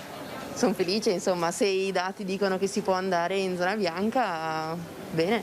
Sicuramente siamo contenti, sperando di tornare un po' più alla normalità, sperando di tornare indietro, ecco, diciamo. È stato, già con la zona gialla, per fortuna siamo riusciti a tornare almeno al primo anno, qualche giorno in presenza all'università, e speriamo che appunto questa zona bianca duri, che torniamo tutti a lezione. Bene, è una cosa positiva. Ne sentiva bisogno? Sì, però compatibilmente con diciamo una pandemia che ha fatto 140.000 morti su una mortalità in Italia che all'anno è 650.000, quindi considererei molto bene questa cosa. Ma come il Covid ha influito negli stipendi dei lavoratori, in generale nel mercato del lavoro? L'analisi l'ha fatta sempre la redazione di Padova insieme al CAF della CGIL. Il Covid taglia gli stipendi dei padovani e a farne maggiormente le spese sono le donne. I dati sono stati elaborati dal CAF della CGIL, che ha analizzato le prime 25.000 dichiarazioni dei redditi eseguite dal 19 aprile, data in cui è iniziata la campagna fiscale. Secondo il sindacato, quasi la metà dei lavoratori, il 44%, nel 2021 ha dichiarato meno rispetto al 2020, una perdita di circa il 13%, mediamente 3.300 euro. Le categorie più penalizzate sono le donne e i giovani. Sono i soggetti ancora una volta più penalizzati, perché di fatto partono già da un reddito decisamente inferiore a quello degli uomini e cala ulteriormente del 2% rispetto all'anno precedente. Già l'anno scorso avevamo fatto un'analisi che di fatto aveva già visto 10.000 giovani e 10.000 donne perdere di fatto il posto di lavoro, e questo si trattava appunto del periodo ancora pre-Covid, quindi la situazione è davvero allarmante. Nel 2020 inoltre circa un terzo dei lavoratori sono dovuti ricorrere ad un ammortizzatore sociale con pagamento diretto dall'INPS. Un terzo dei i lavoratori dipendenti quest'anno sono stati di fatto obbligati alla dichiarazione appunto perché avevano ammortizzatori sociali pagati direttamente dall'INPS. Quelli pagati direttamente invece dalle aziende, quindi che non transitano per l'istituto, ancora non siamo riusciti ad analizzarli, ma il campione insomma è ancora diciamo così all'inizio. L'INPS, l'istituto non invia la CU a casa dei lavoratori, quindi spesso questi sono inconsapevoli di dover essere obbligati alla dichiarazione al 730 e quindi stiamo facendo anche una campagna di informazione nei confronti di tutti gli iscritti in questo caso per avvisarli appunto che nel caso in cui abbiano avuto cassa integrazione o disoccupazione, NASPI, devono di fatto presentare la dichiarazione dei redditi. Dai sindacati il timore è che il 2021 possa essere ancora peggio del 2020 visto lo sblocco dei licenziamenti. Allora, siamo in collegamento telefonico con Andrea Penzoiello, l'anima di Veneto Imprese Unite e di fatto l'associazione che più si è battuta per diciamo, contrastare questa norma che al governo voleva far sedere soltanto 4 persone a tavola all'interno dei ristoranti. Andrea, buongiorno. Buongiorno a voi, grazie dell'invito. Allora, il vertice partirà tra pochissimo, ci spieghi un po' che cosa significa per voi in 4 al tavolo e che cosa sperate possa emergere da questo vertice, quale potrebbe essere la decisione finale? Sì, diciamo che per noi può cambiare, soprattutto in un periodo in cui comunque dobbiamo continuare a mantenere il metro di distanza tra commensali, che i commensali siano in 4 o siano in 15 a tavolo, il metro di distanza rimarrebbe lo stesso, quindi poter non doverli spezzettare in 4 tavolate ci permetterebbe sicuramente di poter utilizzare meglio gli spazi che già comunque sono risicati per tutto il discorso del distanziamento. Ricordiamoci che la maggior parte delle attività commerciali hanno perso circa il 50-60% ricoperti per mantenere il distanziamento, quindi questa norma ovviamente andrebbe ancora una volta a penalizzare il numero di coperti usufruibili e soprattutto perché parliamo dello scenario, almeno dello scenario in zona bianca, quando sembrava che in zona bianca, a parte le mascherine di distanziamento, le norme dovrebbero tutte quante bene o male cadere, perché appunto è uno scenario a rischio molto molto basso. Siamo un po' più fiduciosi vedendo che anche all'interno della maggioranza stessa si sono accesi molti cartelli d'allarme su questa norma e quindi ci sarà appunto questo vertice che ormai è in partenza in questi minuti e speriamo che anche sentendo oggi il governatore Zaia, quindi tramite gli input della Gelmini o comunque degli stessi addetti nella maggioranza si riesca a smuovere la situazione. Già portarlo a 8-10 persone, come leggevo in queste ore, potrebbe essere un passo in avanti, però ripeto, dal nostro punto di vista la zona bianca è una zona a basso rischio, è la zona delle ripartenze, quindi una volta che si mantiene il distanziamento di 1 metro e la mascherina non vediamo il motivo per cui stare in 4, stare in 10 sia diverso e sia pericoloso. A lei sarebbe favorevole che ci fosse una corsia preferenziale anche per voi, come di fatto adesso verrà aperta per gli operatori del turismo? Dal punto di vista vaccinale intende? Sì, sì. Sì, onestamente noi eravamo convinti di essere compresi fino a qualche giorno fa anche noi negli operatori turistici, perché appunto la ristorazione va di pari passo con il turismo così come il commercio. Dopodiché è anche vero che comunque l'apertura delle vaccinazioni oggi con tutte le fasce d'età mette in campo 700.000 dosi, quindi in qualche maniera comunque andremo tutti quanti a vaccinarci entro metà, fine luglio. Però sì, speravamo che con l'apertura di domani per il comparto turismo poteva essere considerato anche dentro la ristorazione del commercio, purtroppo non è stato così, speriamo comunque che ormai la partita sia quasi chiusa. Le previsioni di diversi mesi fa ci davano a noi in vaccinazione a ottobre, quindi comunque riuscire a vaccinarci a giugno, luglio è già una conquista. Senta, com'è la situazione, adesso siamo su Treviso, quindi com'è la situazione a Treviso, com'è andata ad esempio ieri 2 giugno, come afflusso di persone?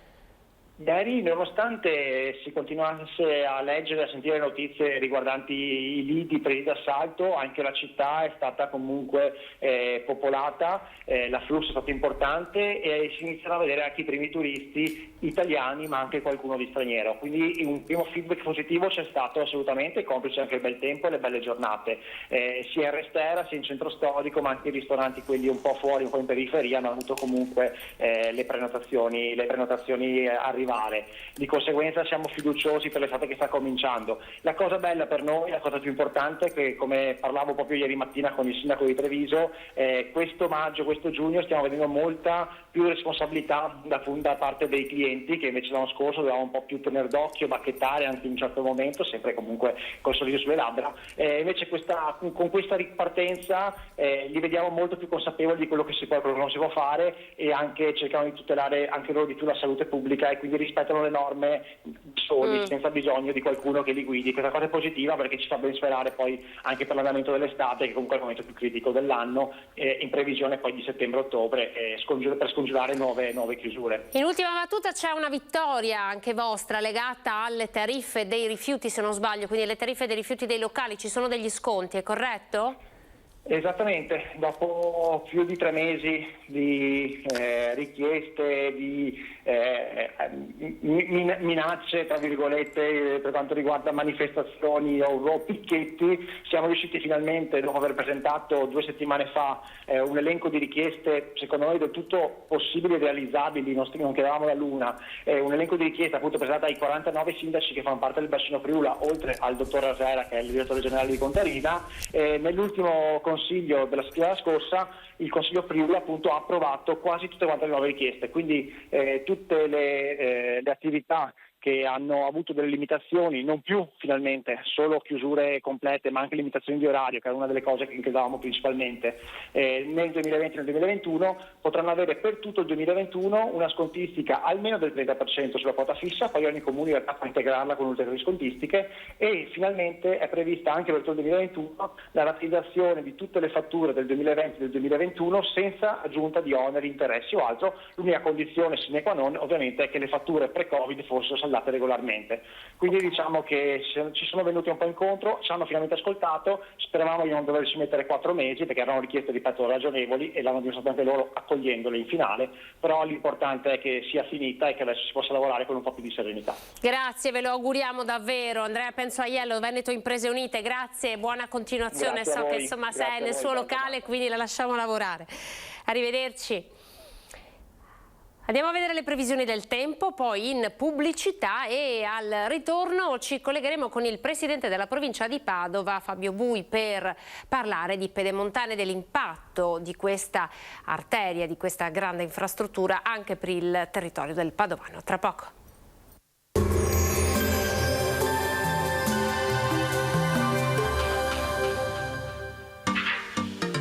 Tremonti, attrezzature e materiale per saldatura professionale a Montebelluna.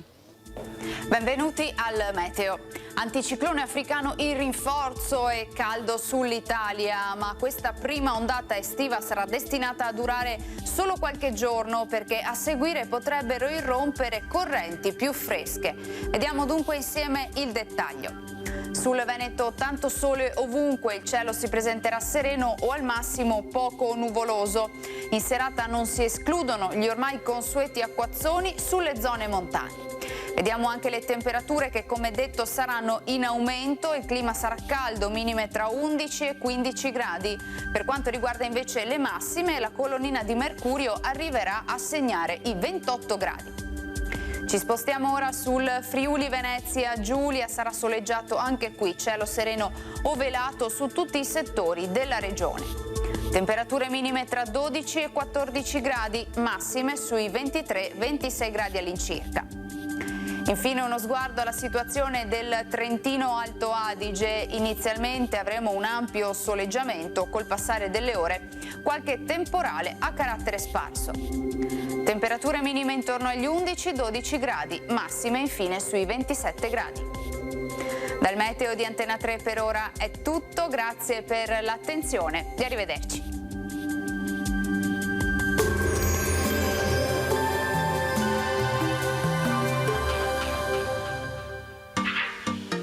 Tremonti, attrezzature e materiale per saldatura professionale a Montebelluna.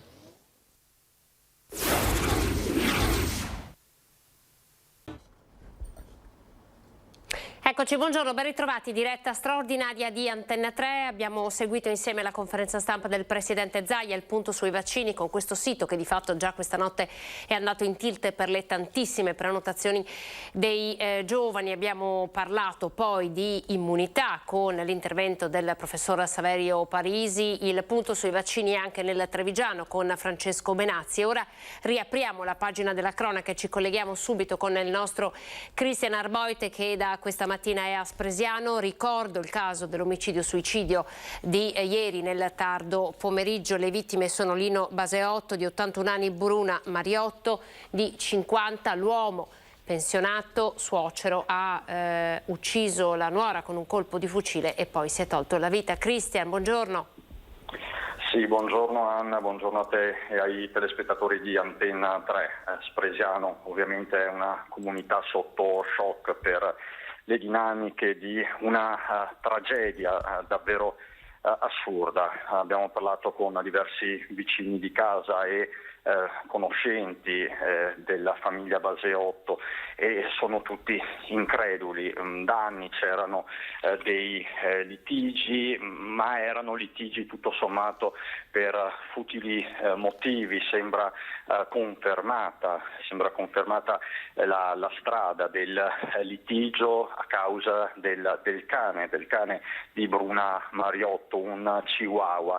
Bruna aveva un cane a sua volta, il suocero Lino ne aveva due cani da caccia e probabilmente la convivenza tra questi animali e di conseguenza anche tra i rispettivi proprietari non era facile, ma ovviamente nulla che possa spiegare e giustificare un epilogo di questo tipo. Gli inquirenti stanno procedendo, ma in questi casi c'è la morte del reo, quindi formalmente non c'è un fascicolo con un indagato.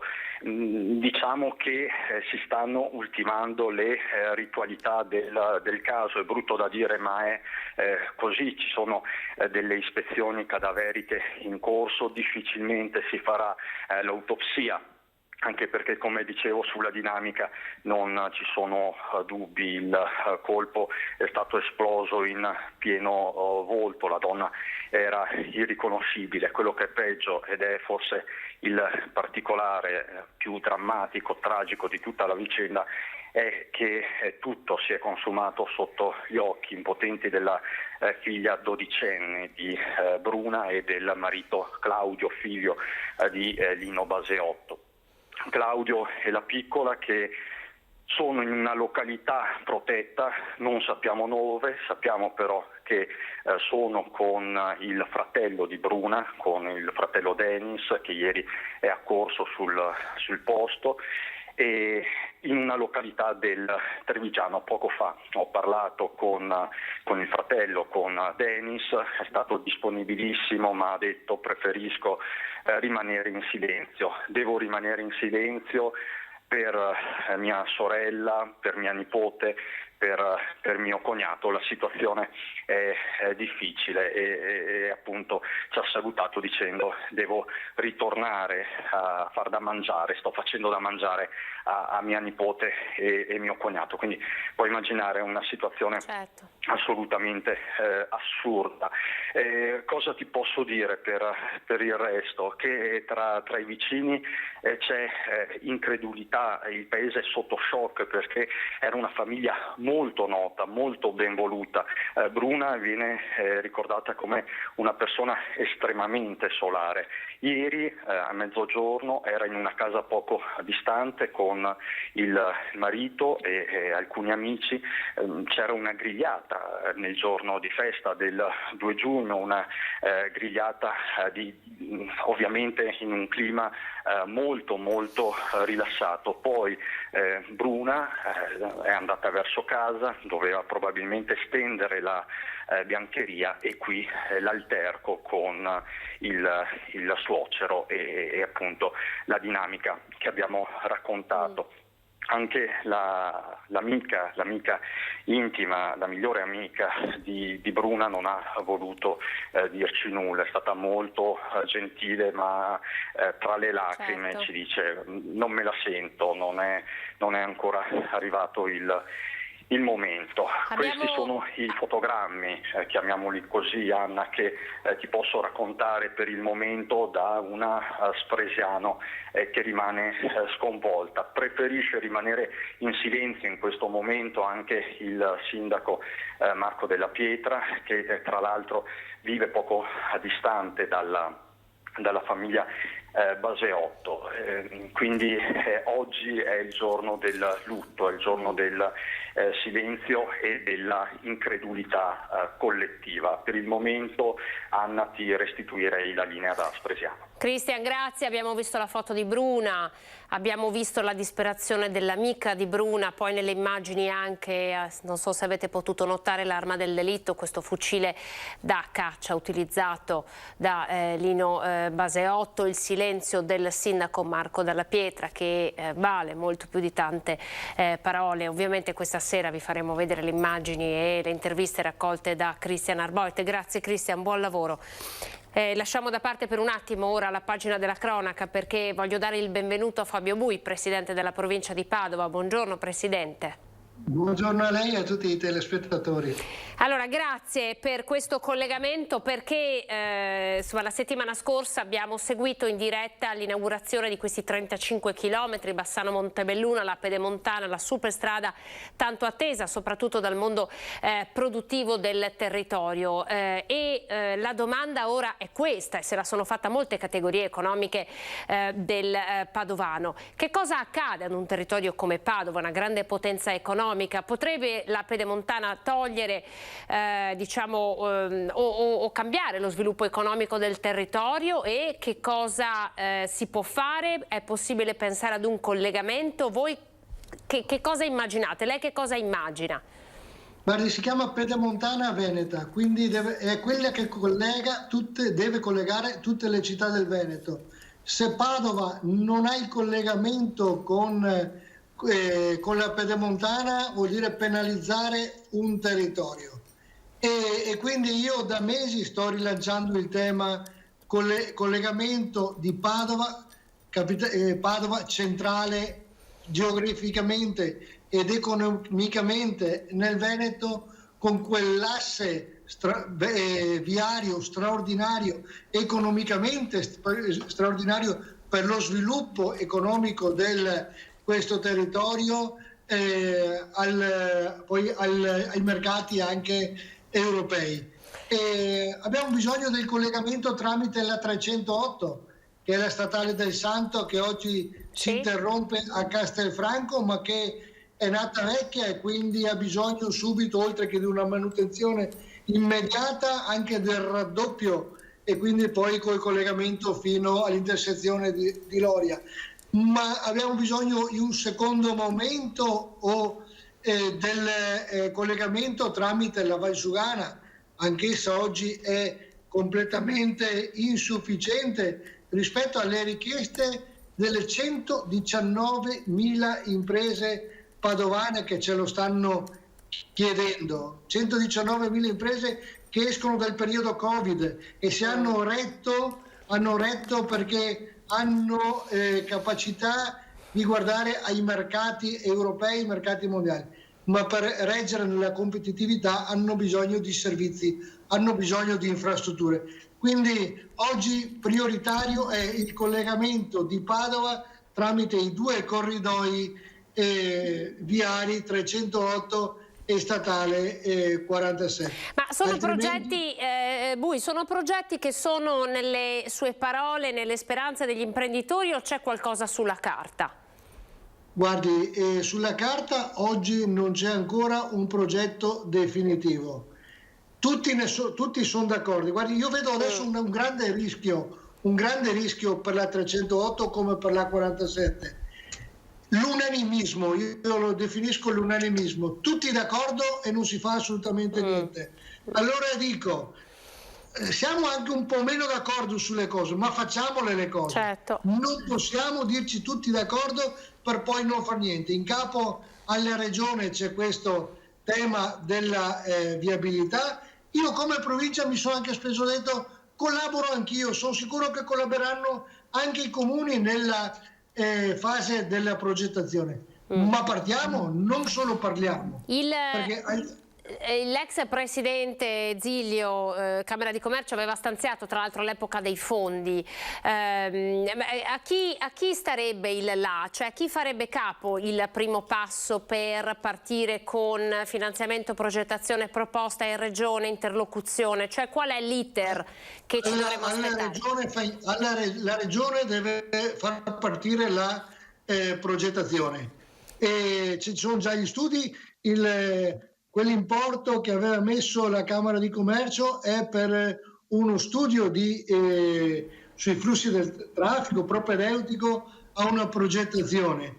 Oggi, in virtù anche della localizzazione del nuovo policlinico universitario a carattere nazionale sull'area di Padova Est, cambiano gli scenari e provincia e comune di Padova hanno già stanziato un'ulteriore cifra per valutare anche questo impatto. Non possiamo aspettare, per esempio, che arrivi l'ospedale, venga costruito l'ospedale, per poi porci il problema che non avremmo la viabilità di accesso al nuovo ospedale. Programmiamo col tempo. Oggi occorre visione, lo dico da tempo, occorre visione e non gestire l'emergenza. Perché siamo sempre più abituati a gestire le emergenze. Oggi, fra 10 anni, arriverà il prossimo ospedale di Padova? Sì, allora abbiamo il tempo necessario per progettare e creare le strutture d'accesso anche per il nuovo policlinico ospedaliero di Padova. E così abbiamo la necessità anche di dare risposte di competitività alle 119.000 imprese padovane che oggi per raggiungere il nord Europa devono fare il giro dell'Oca con l'attuale autostrada. Noi ci dobbiamo caratterizzare non solo per gli annunci, ma per la nostra visione di un territorio. Invece purtroppo ci focalizziamo troppo sull'annuncio e sul consenso individuale. Senta Presidente, che cosa ne pensa della politica delle tariffe? Ci sono state delle polemiche, no, legate alle tariffe della Pedemontana, grande infrastruttura, grandi potenzialità, ma per i camion una tratta da 35 km con una tariffa oltre gli 8 euro potrebbe insomma, non essere così semplice da gestire. Che cosa ne pensa? Guarda, io non entro sul tema specifico, è chiaro che se oggi la Regione nel ragionamento del progetto ha indicato queste cifre perché comunque deve rientrare di un certo periodo anche degli investimenti. Non sono le tariffe quelle che degli 8 euro quello che porteranno nocumento alle infrastrutture e impediranno la competitività. È il fatto se c'è o non c'è una strada. E oggi la Pedemontana c'è, sta andando avanti, però la Pedemontana senza i collegamenti con i grossi centri economici del Veneto non ha alcun senso o meglio è una incompiuta. Senta, allora lei dice partiamo dalla 308, la strada del Santo che si ferma a Castelfranco.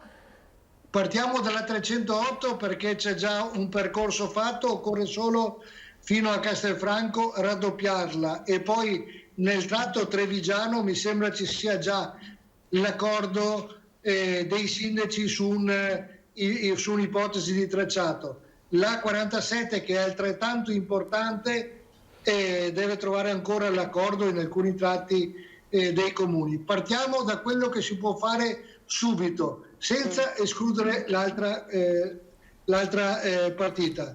però facciamo un qualcosa, perché se aspettiamo tutte e due le cose non ne faremo neanche una.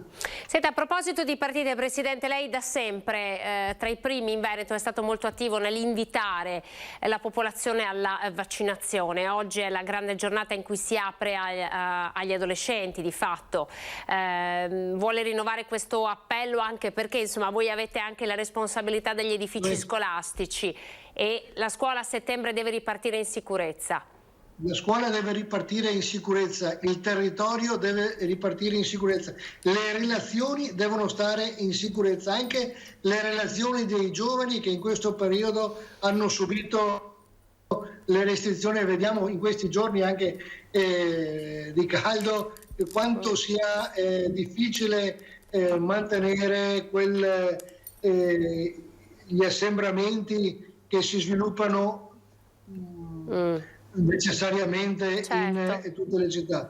Abbiamo un metodo per il contrasto, che è quello del vaccino. Allora invito veramente di aderire alla campagna vaccinale nei tanti centri che la Regione ha messo a disposizione e andare lì, soprattutto anche i giovani. Non aver paura è un segno di attenzione e di verso noi stessi, verso gli altri, è un segno anche di ripartenza. Facciamo ripartire questo territorio anche tramite la vaccinazione. Attenti che però la vaccinazione non sostituisce le buone pratiche. La vaccinazione non ci impedisce di contagiarsi, la vaccinazione non ci impedisce di contagiare gli altri. Occorre mantenere quei presidi di sicurezza che abbiamo già imparato ad utilizzare in tutti questi mesi. Senta, Presidente, lei ha presentato un piano triennale, no? A partire insomma dalla fine del 2020 di opere pubbliche che riguardano viabilità, trasporti e scuole. Che cosa può fare, insomma, anche a livello veneto, per capire che cosa può fare una provincia oggi? Oggi può fare molto una provincia sui temi le materie fondamentali che gli sono state attribuite, e può far molto perché non abbiamo più l'alibi che mancano i soldi.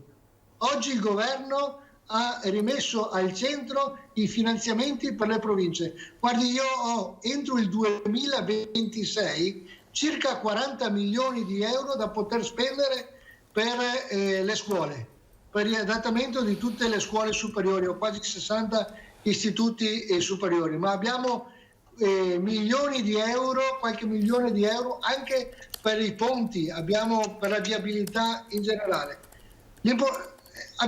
C'è un rischio in questo momento, che prima c'era il rischio e l'alibi che mancavano i soldi, oggi c'è il rischio che non si vogliano fare le opere per questo, perché qui, lì. Io sto scontrandomi quotidianamente con la localizzazione di alcune sedi scolastiche che oggi necessariamente vanno riviste e rifatte completamente.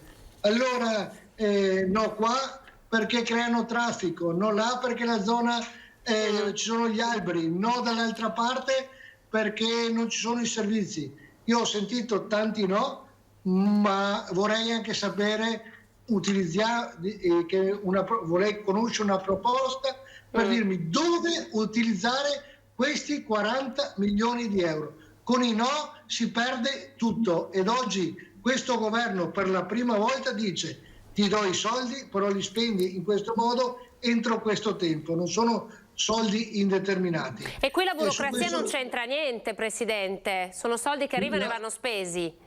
Sono soldi che vanno spesi, poi c'è il tema degli appalti, la burocrazia, le lungaggini, ma se alle lungaggini che ci sono già e hanno dei tempi incomprimibili ci mettiamo a discutere di cose che non hanno alcun senso, allora perderemo tutto. Parliamo ma con proposte e non solo con i comitati del no. Grazie Fabio Bui, Presidente della provincia di Padova, grazie per essere stato con noi, arrivederci, buon lavoro. Allora, da Padova ci spostiamo a Conegliano. Di alcuni giorni fa un episodio di aggressione ad un autista della linea 132, stiamo parlando dei mezzi MOM, un passeggero senza biglietto l'ha preso a calci anche al volto, il prefetto si è espresso su questo, a breve il presidente di MOM chiederà un incontro. Prima si è rifiutato di mostrare il biglietto al controllore, poi lo ha preso a calci mirando anche al volto. Un autista 59enne della MOM che ieri pomeriggio era alla guida di un mezzo lungo la linea Pieve di Soligo Conegliano è stato preso di mira da un balordo senza biglietto. L'ennesimo episodio di violenza, come denuncia il presidente di MOM Giacomo Colladon, intenzionato ora di incontrare il prefetto di Treviso Maria Rosaria Laganà, che proprio su questo oggi si è espressa. Come si può intervenire? Ora immaginare, come qualcuno dice, di poter mettere un poliziotto, un carabiniere su ogni corsa o ad ogni fermata evidentemente è una cosa improponibile, non è neanche prevista dalle regole di ingaggio delle forze dell'ordine evidentemente. Tra l'altro diciamo che il sistema dei trasporti è già attenzionato perché comunque ci sono dei servizi nelle stazioni più grosse, le fermate, anche legato al discorso della scuola, come sapete dove riprendere senza assembramenti, insomma, quindi sicuramente le forze dell'ordine nel controllo del territorio attenzionano anche questa realtà. Certo appunto non si può intervenire, tanto più per fatti che sono assolutamente imprevedibili. Non sarà possibile, conferma il prefetto, schierare forze dell'ordine all'interno dei mezzi. L'autore del brutale pestaggio è un 27enne di origini magrebine. La seconda aggressione, quella di ieri sulla linea 132, nella prima l'autista fu minacciato con un coltello. Alcune settimane prima il brutale pestaggio tra giovani in piazza Cima. Non c'è un problema di sicurezza però a Conegliano, secondo il prefetto il tema è più ampio. Parlare di un problema di criminalità mi sembra eccessivo, ci sono sicuramente delle criticità che peraltro abbiamo più volte affrontato anche ai tavoli, che si risolvono ovviamente con un lavoro paziente che non è fatto soltanto di forze dell'ordine ma anche di attività di tipo sociale, anche di interazione. D'altro canto il Comune anche su questo devo dire è anche molto attivo e i risultati non si vedono immediatamente ma bisogna comunque crederci perché è un po' il destino dei centri di medie e grandi dimensioni che devono fare i conti con delle realtà variegate. L'autista è stato soccorso dal 118, curato in ospedale, il 27enne è stato denunciato per resistenza pubblico ufficiale e lesioni. Da Conegliano a Treviso sempre per parlare di sicurezza è di ieri l'intervento del sindaco Mario Conte legato alla ricerca di nuovi agenti di polizia per implementare il comparto della polizia locale. Questo è quello che ovviamente è nelle intenzioni del comune di Treviso e poi ha anche l'ipotesi di una ZTL in Borgo Mazzini. Hanno ringraziato perché si vedono gli effetti di un'azione importante da parte della polizia locale e delle forze dell'ordine in generale. 2 lettere sono arrivate sul tavolo del primo cittadino. I mittenti sono i comitati rispettivamente di Porta Altigna e Zona Stadio, nati per sostenere e difendere i quartieri che a Treviso sembrano essere quelli che di più necessitano di un'attenzione particolare della polizia locale. Entrambe plaudono la gestione dell'amministrazione che ha messo da tempo sotto osservazione le 2 zone. In ordine di tempo, ieri l'ultimo tafferuglio tra ragazzi proprio in via Orioli, dove ormai da una settimana è presente un presidio fisso della polizia locale e la via è diventata ZTL. Continuiamo ad investire sulle tecnologie in dotazione alla polizia e su un lavoro di interforze in accordo con questura e prefettura, ha detto il sindaco Mario Conte. L'obiettivo è anche implementare il personale dei vigili. A breve invece, come annunciato dal vice sindaco Andrea De Checchi, la sperimentazione su una nuova ZTL, quella di Borgo Mazzini. Gli eventi fino sostanzialmente ad oggi erano bloccati, aspettiamo la zona bianca, vediamo di mettere in calendario qualcosa per un sabato o una domenica, da lì partiamo con la sperimentazione e poi proseguiamo. C'è un'ultima ora, la somministrazione della dose di vaccino ai turisti, la batte l'ANSA, la somministrazione della seconda dose ai turisti nella regione di soggiorno dovrebbe rappresentare un'assoluta eccezione, considerata la relativa flessibilità della data della seconda dose e la possibilità di riprogrammazione che tale evento offre, quando prevede un documento stilato dalla Commissione Salute delle Regioni che sarà presentato oggi al Governo sul vaccino dunque per i turisti. E per quanto riguarda i turisti, vediamo se dalla regia riusciamo a mandare il contributo che arriva da Caorle, perché stanno arrivando davvero tantissimi turisti. Ieri 2 giugno le spiagge del Veneto sono state prese d'assalto, Jesolo, Bibione, Caorle, e la conferma arriva proprio dalle parole del sindaco. Devo dire che negli ultimi 10 giorni, sia dal turismo, dal turistico ricettivo all'aperto, dai campeggi, sia dagli alberghi, c'è molto entusiasmo sulle prenotazioni proprio dei tedeschi e degli austriaci, che poi sono i nostri ospiti in percentuale maggiori del territorio del comune di Caorle. C'è anche molte persone che arrivano dalla Polonia, dalla Repubblica Ceca, che stanno prenotando, ma soprattutto le persone di lingua tedesca negli ultimi giorni hanno prenotato molto. Gli italiani sono ancora un po' più prudenti, tendono tendenzialmente a prenotare in prossimità della data di partenza, però bene sia dai campeggi, bene sia dagli alberghi come proiezione. Addirittura i campeggi mi danno dei numeri che potrebbero superare a fine stagione quelli della stagione 2019, quindi ante-Covid. Oggi c'è una coda di circa 15 chilometri in entrata da questa mattina, e quindi ho fatto un giro per le spiagge mezz'ora fa, e tutte e due le nostre spiagge, sia del capoluogo sia le spiagge nostre di Porto Santa Margherita e di Duna Verde, sono piene di persone, di gente, però devo dire che c'è una profonda etica di rispetto delle regole, per cui le persone si tengono comunque distanziate, salvo ovviamente il nucleo familiare, e quindi i controlli li facciamo ma con grande discrezione, e ovviamente non ci sono accertamenti di interventi, le persone sono brave, ospiti e residenti.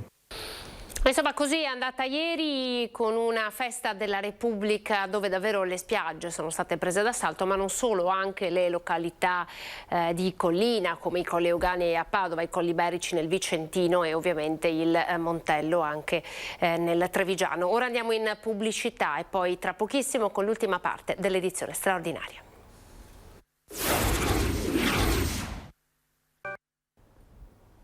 Eccoci ben ritrovati, ultima parte dell'edizione straordinaria. Tra pochissimo dovremo avere in collegamento Renzo Fogliata, studioso di storia veneta, per parlarvi di un'operazione importante legata al busto del Doge, il 111° Doge di Venezia. Intanto però, proprio perché abbiamo aperto la pagina legata al turismo e all'estate, sentite i consigli che arrivano dai carabinieri, perché purtroppo, e questi sono i dati del nostro Veneto, si è riaperto, arriva la bella stagione e tornano i furti in casa. Con l'estate ed il caldo tornano anche alcune abitudini rischiose per i cittadini. Porte e finestre aperte in casa e soprattutto i messaggi postati sui social che annunciano la partenza per le vacanze. Ed i ladri certo non si lasciano scappare questa opportunità. C'è bisogno di tornare alla normalità e soprattutto di uscire, ma l'importante è farlo con attenzione. L'appello dei carabinieri. L'accortezza di chiudere la porta con la mandata, proprio per evitare che i malfattori, approfittando magari e utilizzando oggetti piatti, quindi le schede telefoniche ad esempio, possano inserirsi tra lo stipite e la porta e aprire la mandata. Quindi riuscire anche a chiudere a chiave è una cosa importante. Non solo. Consigli utili, oltre a quello di chiudere la porta, è quella di evitare di tenere denaro contante e gioielli all'interno delle abitazioni quando soprattutto non si è in casa, e nel caso in cui si abbia questa esigenza munirsi di casseforti, un buon impianto d'allarme e un buon deterrente, e anche queste piccole accortezze dettate anche dal non postare in maniera indiscriminata, quindi che sia fruibile a sconosciuti l'informazione, di assenza per lunghi periodi dell'abitazione. La collaborazione poi dei cittadini diventa un punto di forza per i carabinieri. Se notate qualcosa non aspettate, fatevi avanti, dice il maggiore Zampolli. I vicini sono fondamentali. Sono in grado di vedere anomalie, rumori strani che non sono comuni e usuali per loro. Ecco, la raccomandazione è quella di allertarci.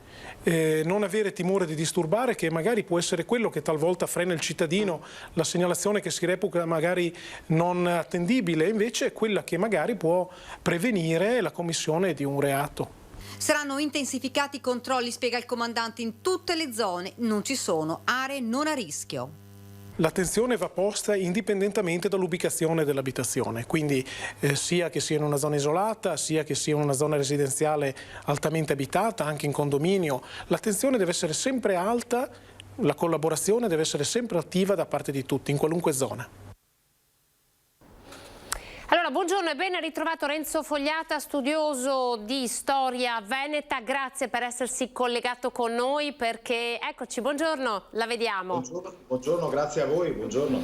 Allora, senta, dobbiamo raccontare una storia importante, quella del 111° Doge di Venezia, Giovanni II Corner. E la vogliamo raccontare perché esiste un busto che era conservato a San Polo e oggi è all'asta, andrà all'asta il 24 giugno a Viterbo. Ci racconta brevemente la storia di questo busto e anche la campagna che di fatto è partita per riportarlo a casa. L'ipotesi della provenienza del busto è quello che provenga per l'appunto dal palazzo Avito della famiglia Corner, quello importante al quale lei ha già fatto cenno, quello di San Polo, nel quale stavano anche i ritratti di dogi Corner, alcuni dei quali sono di mano di Giambattista Tiepolo. È un busto, diciamo così, molto rappresentativo di un periodo importante per la Repubblica Veneta, perché il Corner fu doge dal 1709 al 1722, diciamo l'ultima guerra importante della Serenissima per la difesa dei propri confini in Grecia, ed è insomma una vicenda e un'iconografia molto molto rappresentativa. Senta, come funziona? Cioè, come si può fare per riportarlo a casa? Poi so che voi ovviamente lo volete donare a un'istituzione veneziana. Sì. Come si può fare? Partecipando all'asta? Sì, è per forza, sì, è necessario. Noi abbiamo costituito un comitato con VenetiNet e questo comitato si propone di raccogliere i fondi e di partecipare all'asta, ovviamente. Pare che vi siano altri comitati nel Veneto, questo è positivo, che si sono allertati per questo. Bisognerebbe riunire le forze. L'idea è quella poi di avere una compartecipazione non tanto in termini economici, ma di patrocinio e poi di destinazione dell'opera della Regione del Veneto, che è il nostro organo rappresentativo principale politico e quindi anche con radici storiche. Allora, noi qui abbiamo tra l'altro il volantino, poi lo facciamo vedere, eccolo qua, riportiamolo a Venezia, riportiamo il busto del Doge a Venezia raccogliendo le risorse necessarie per l'acquisto dell'opera che lo ritrae per poi donarla ad un'istituzione veneziana. A chi potrebbe essere donato? Sì, ripeto, la nostra idea è quella, allora avevamo considerato i musei civici veneziani che però già traboccano di opere d'arte e come sappiamo ad esempio i fondi del museo Correr sono pieni di opere non esposte. E allora abbiamo ritenuto, ma stiamo ancora riflettendo, che forse la Regione Veneto sia l'istituzione ideale. Ha dei luoghi come il Palazzo Grandi Stazioni che sono, diciamo così, spogli di iconografia storico-culturale e non sarebbe male che troneggiasse proprio nell'ambito di quel palazzo per ricordare a chi entra quali sono le origini della nostra civiltà e quindi dell'istituzione che ci rappresenta. Senta, lei ha scritto anche nel suo blog una frase secondo me molto significativa, la leggo: quella veneta è una storia immensa di portata mondiale che l'Italia ha dolosamente ridotto a folklore di campanile. Lei ci sta anche un po' raccontando che abbiamo tante cose ma di fatto non vengono esposte, non vengono viste né vissute e dunque nemmeno magari per i più giovani conosciute. Perché sta accadendo questo? Ma guardi, purtroppo è vero, se mi consente, proprio io ho una figlia che frequenta l'ultimo anno del liceo classico e i programmi di storia, mio figlio alle medie, sono veramente terribilmente omissivi della storia veneta, che non è una storia di uno Stato regionale, ma è storia di un grande Stato europeo che ha condizionato per secoli la politica, la cultura, il diritto, soprattutto l'economia europee. E pensi ai sistemi elettorali ancora oggi vigenti negli Stati Uniti d'America, che sono debitori di ciò che avveniva nella Repubblica Veneta, il ballottaggio, l'estrazione a sorte. Per il CSM oggi si parla dell'estrazione a sorte, non si farebbe altro che copiare il sistema veneto. Purtroppo tutto questo non viene raccontato, sa perché? Perché non corrisponde all'idea unitarista dell'Italia, insomma, non fa gioco a quell'idea. E come secondo lei sono gestiti i nostri musei veneziani, cioè il mondo della cultura? Si potrebbe fare di più? Io ovviamente non mi permetto di esprimere giudizi sulla gestione culturale, diciamo, dei musei, ci mancherebbe. Certo che a me piacerebbe personalmente che fosse più valorizzata non solo la parte artistica, diciamo così, forse un po' folcloristica, ma fosse ricostruita attraverso la rete museale, attraverso un collegamento con l'Arsenale, la grande storia politico-militare, cioè fosse restituita alla Repubblica Veneta l'immagine della grandezza che effettivamente ha occupato per secoli in Europa, e questo purtroppo non è. Che cosa sappiamo del doge Giovanni II Cornaro? Cioè, perché la sua figura è così importante? Ma insomma, lui più che altro rappresenta una grande famiglia che ha dato molti doge alla Repubblica, molti capitani da mare, una famiglia molto rappresentativa. La tomba di questo doge è a Venezia, visitabile da chiunque, a San Giovanni di Tolentino. È un doge dell'età barocca, è un soggetto, una persona che era molto umile, molto ben voluta e che ha attraversato un periodo difficile, l'ultimo grande attacco dei turchi all'impero veneziano.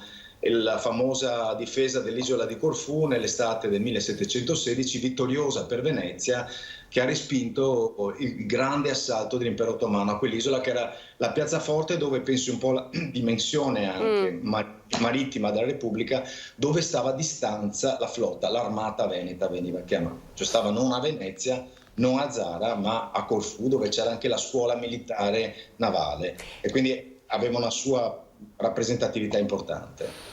Ecco, secondo lei, intanto potrebbe disegnarci un bel percorso, visto che insomma ci stanno seguendo i veneti, un percorso per fare il pieno di storia e cultura veneta, magari citando anche luoghi meno conosciuti? Beh, nella città di Venezia è un po' un imbarazzo, diciamo. Comunque, la chiesa dei Santi Giovanni e Paolo, detta in veneziano San Zanipoio, San Juan e Paolo, è un po' considerata il pantheon dei dogi. Muniti di una buona e semplice guida, si fa il giro dalla navata sinistra all'Abste alla navata destra e si percorrono 5-6 secoli di storia veneziana attraverso capitani da mar, dogi e personaggi politici. La chiesa di San Nicolò di Tolentino, come dicevo, invece è vicino a Piazzale Roma, alla stazione, è poco conosciuta, poco visitata, è un tempio barocco interessantissimo e ha le tombe, possiede le tombe dei Corneri. E poi non dimentichiamo chiaramente Palazzo Ducale. Se uno volesse approfondire, al di là del giretto turistico, ecco, diciamo giretto in senso un po' così di poca importanza, volesse approfondire la storia delle istituzioni, delle straordinarie istituzioni, guardi che il primo parlamentarismo europeo non è quello inglese, ma è quello veneto del Maggior Consiglio, che data alla metà del XII secolo. Ecco, se uno volesse farsi gli occhi e la mente attraverso queste istituzioni così sagge e durature, una visita a Palazzo Ducale opportunamente guidata, insomma, credo sia il massimo, l'apoteosi di questo giro. Ne abbiamo parlato spesso anche in questa sede fogliata del fatto che Venezia sia stata data in pasto ad un turismo mordi e fuggi, questo turismo fatto di negozi, negozietti, di souvenir, ma dove di fatto non si riesce davvero a conoscere la cultura veneziana che rimane in qualche modo in capo ancora ai veneziani. Dov'è c'è ancora secondo lei spazio di manovra per far riemergere questo e se forse questo svuotamento della città di Venezia dovuto al Covid può averci insegnato qualcosa? Anche a rispettarla magari di più? Sì, purtroppo lei la domanda non la fa ad un ottimista. Io vivo e lavoro a Venezia, per cui la vivo totalmente, pienamente, come una mia seconda madre. Purtroppo vedo dai primi attimi di ripresa, vedo già l'andazzo di prima, cioè non si punta ad un turismo di qualità, non si punta ad un'offerta culturale di qualità, ma a quello che io chiamo il modello invasione. Il modello invasione è quello che tiene aperti e che arricchisce le tasche di piccoli negozi senza arte né parte, di cosiddette specialità veneziane, di pizze, kebab, gelati e mascherine di cinesi, e questo mi pare che stia ripartendo alla grande. D'altronde non c'è, secondo me naturalmente, non c'è e non ho visto alcun progetto né politico né amministrativo di programmazione per un turismo diverso, ma solo la fretta di riaprire come è peggio di prima. Tenga presente che siamo circondati da nuovi alberghi, dalle capienze spaventose alla stazione di Mestre, progetti al Tronchetto, progetti qui a Venezia, bed and breakfast all'infinito. Che non sono tra l'altro più in mano ai veneziani, se non sbaglio, sono stati acquistati dai grandi gruppi internazionali. Sì, le confermo, sì, dei grandi gruppi internazionali. I veneziani però sono colpevoli, attenzione, hanno svenduto anche l'anima, cioè i bed and breakfast nascono da persone della mia generazione che hanno deciso che molti hanno deciso che invece di lavorare nella vita bastava sfruttare la casetta lasciata da papà e mamma e mettersi tranquillamente con le mani in tasca ad aspettare di tirare lo stipendio. Poi così. Senta, torniamo al busto del Doge. Allora, ripercorriamo un attimo quali saranno le prossime mosse. Attraverso il portale veneti.net, no? Lei ci raccontava, facciamo anche rivedere diciamo la locandina di quella che vuole essere un'operazione in qualche modo, se possiamo dire, guidata da lei, anche per capire insomma se vi saranno nuove adesioni in questo senso. Si trovano in questo portale tutte le notizie, come vi muoverete proprio nel concreto? Sì, si trovano le notizie, ecco, l'operazione è guidata dal professore di Padova Antonio Scipioni, che è proprio il nostro referente principale e anche l'ideatore di questa operazione. Ci saranno le notizie nel sito di come aderire a una raccolta fondi per poter partecipare all'asta, insomma più fondi avremo e meglio è. Se non riusciremo ad aggiudicarci il busto, naturalmente questi fondi, vi sarà la precisazione di come questi fondi saranno destinati comunque ad opere d'arte veneziane, quindi vi sarà la precisa destinazione in caso di non riuscita della giudicazione dell'asta. Si è fatto un'idea di quanto potrebbe valere? Di quanti soldi ci potrebbero volere? La valutazione è importante perché va a una forbice tra i 18 e i 25 mila euro circa. La fattura è molto bella, la scultura è bellissima, è splendida. C'è l'idea che sia di Bonazza, che è uno dei grandi scultori del fine 6, prime 7 nel Veneto. È un'ipotesi, però è molto molto bella dal punto di vista stilistico-artistico. E queste sono le cifre che gireranno. Ma com'è passato da K-Corner ad una casa d'aste? Che cosa è accaduto? No, mentre inizialmente era circolata la notizia di un altro Doge e quindi di una provenienza, diciamo, dalle distruzioni delle rubbie napoleoniche, qua sembra semplicemente che gli ultimi discendenti dei Corner, non so, lei sa che il Palazzo di San Paolo oggi è di proprietà dello Stato, della Guardia di Finanza, ma addirittura Caserma Piave, quindi penso un po'. Diciamo che le ultime collezioni probabilmente sono state vendute dai discendenti della famiglia, ecco, molto tristemente è così. Probabilmente, immagino, per necessità. Adesso l'obiettivo vostro è importante e sicuramente ambizioso, riportare in territorio veneziano il busto del Doge. Allora grazie Renzo Fogliata per essere stato con noi. Ricordiamo Veneti.net, il portale dove ovviamente trovare tutte le informazioni di quello che abbiamo appena raccontato. Grazie, arrivederci. Grazie, buona giornata, grazie. Storico, notissimo storico della storia di Venezia che abbiamo ospitato in questa sede. Prima di chiudere abbiamo alcune notizie da darvi, però vi raccontiamo che a settembre torneranno le corse non competitive nella città del Santo. Siamo a Padova, sapete che il 13 giugno ricorre, già si è partiti con la tredicina del Santo e sono partite con l'inizio del mese di giugno le tante celebrazioni per Sant'Antonio, una celebrazione che ovviamente seguiremo anche noi in diretta. Ricorderete il volo del Santo in elicottero, la diretta, lunga diretta sia di Antena 3 che di Rete Veneta per raccontare questo passaggio sui territori colpiti dal coronavirus. Ora Padova riparte con un'altra grande iniziativa a settembre, si chiama la Smile Run. 2 percorsi, 5 e 10 km, si può scegliere se farli di corsa o passeggiando in compagnia. Torna lo sport per beneficenza e tornano i podisti a Padova. Il 12 settembre in Prato della Valle si svolgerà la Smile Run, la corsa non competitiva che raccoglierà fondi per 3 associazioni che si occupano di bambini malati. Smile Run sostiene 3 associazioni del territorio che lavorano e sostengono i bambini malati e le loro famiglie. Sono Team for Children, Vivi Autismo e l'Isola che c'è. Smile Run è il primo evento sportivo che torna in città dopo lo stop imposto dalla pandemia di Covid. Ci si può iscrivere sul sito www.smilerun.it, il costo è di €10 che saranno tutti interamente donati in beneficenza alle associazioni che sosteniamo. Nel 2019 la sua prima edizione aveva devoluto €16.400, nel 2020 l'evento era stato annullato ma l'organizzazione aveva comunque donato €4.300 alla Croce Verde per sostenere le spese dell'emergenza sanitaria. Ancora un'ultima ora in chiusura, niente tampone o quarantena in caso di rientro dal territorio nazionale a seguito di permanenza non superiore a 24 ore in località estere situate a distanza non superiore ai 60 km del luogo di residenza, domicilio, abitazione e viceversa nel caso di permanenza in località nazionale con rientro all'estero. Lo prevede una ordinanza riferita agli spostamenti transfrontalieri firmata dal Ministro della Salute, valida fino al 30 di luglio, si applica alle regioni a statuto speciale alle province autonome di Trento e Bolzano. Vi ricordo che è in corso in questo momento, mentre stiamo parlando, una nuova conferenza Stato-Regioni per capire e definire gli ultimi dettagli della zona bianca, in quanti si potrà cenare al tavolo all'interno dunque dei locali, come funziona il pass vaccinale ad esempio per i bambini, come funziona con i matrimoni, sarà necessario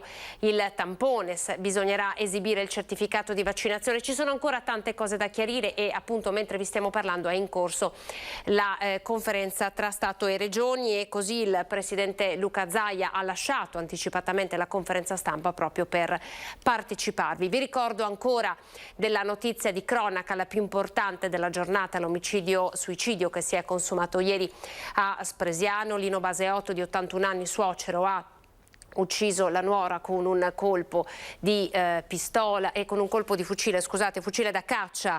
Baseotto era un cacciatore per passione, fucile da caccia che appunto poi è stato ritrovato nel luogo dell'omicidio, poi ha puntato contro di sé l'arma e ha sparato, dunque si è ucciso. La nostra diretta con Cristian Arboite, che in questo momento si trova sul posto a Spresiano, è riuscito a parlare con il sindaco, con il fratello della vittima, che però hanno preferito non rilasciare alcuna dichiarazione al microfono. Questa dunque è la notizia più importante per quanto riguarda la cronaca della giornata. E poi in chiusura andiamo a Crocetta del Montello, dove c'è stato un incidente mortale ieri. A breve si saprà la data dei funerali della vittima. Purtroppo ancora un incidente sulla strada nella giornata in cui davvero c'erano tante auto e tante moto dirette verso il mare, verso la montagna per questa festa della Repubblica.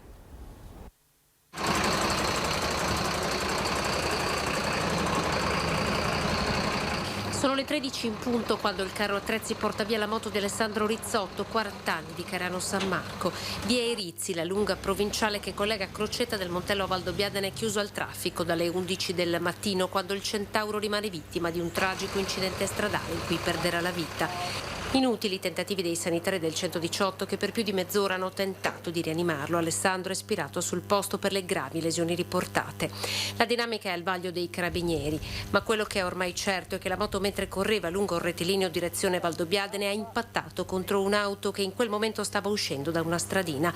La velocità del Centauro potrebbe essere stata sostenuta perché è stato impossibile per lui evitare l'impatto. Nello scontro contro la fiancata della Mercedes, la moto è finita sotto ad un'altra auto parcheggiata sul ciglio della strada e con lei il corpo di Alessandro. Sotto shock padre e figlio che si trovavano nell'auto ne sono usciti illesi. Il botto è stato avvertito dai residenti di via Erizzo e qui al Glamour Bar, distante poche centinaia di metri, il titolare sconvolto ha detto di aver più volte scritto al comune affinché venga messo un autovelox lungo la strada, un rettilineo che invita a correre. Qua corrono tutti, no, ma corrono. Che limite c'è? Beh, qua è una strada provinciale con limite 50 al cittadino, credo che sia. Però corrono molto, addirittura qua si sorpassano, è un disastro. Tu puoi mettere semafori, puoi mettere strisce pedonali, puoi mettere quello che vuoi. L'unica cosa, secondo me, è mettere un autovelox, fare multe a tutti quelli che trasgrediscono e basta. Ma la strada è provinciale e il comune per questo avrebbe le mani legate. Insieme ad Alessandro c'era un'altra moto guidata da una donna. Il 5 giugno Alessandro avrebbe compiuto 41 anni. Siamo in attesa dunque di conoscere la data dei funerali, poi un'ultimissima notizia: nel pomeriggio sempre di ieri verso le 5 in via degli Angeli a Casale sul Sile un trattore New Holland guidato da un 61enne residente in zona ha investito un cavallo condotto da una donna di 41 anni. Nell'impatto la cavallerizza è stata disarcionata finendo a terra. Si trova ricoverata in questo momento al Cafoncello di Treviso, non è in pericolo di vita. Sul posto, oltre al personale del 118, sono intervenuti per i rilievi di legge anche i carabinieri di Casale sul Sile. Tanti altri incidenti ci sono stati anche nella giornata di ieri, fortunatamente però senza vittime troppo gravi. Questa era la nostra ultima notizia, la pagina della cronaca e poi la pagina legata alla campagna vaccinale con il boom di prenotazioni per i giovani e poi soprattutto l'apertura di nuovi slot, dei primi slot per gli operatori turistici. Questa è stata la notizia comunicata oggi in conferenza stampa dal presidente Luca Zaia. Io vi ringrazio per essere stati in nostra compagnia, tutte le notizie che vi abbiamo raccontato e gli aggiornamenti nei nostri notiziari della sera, 18:30 con il Veneto, 19 Venezia, 19:30 Treviso. Grazie, arrivederci.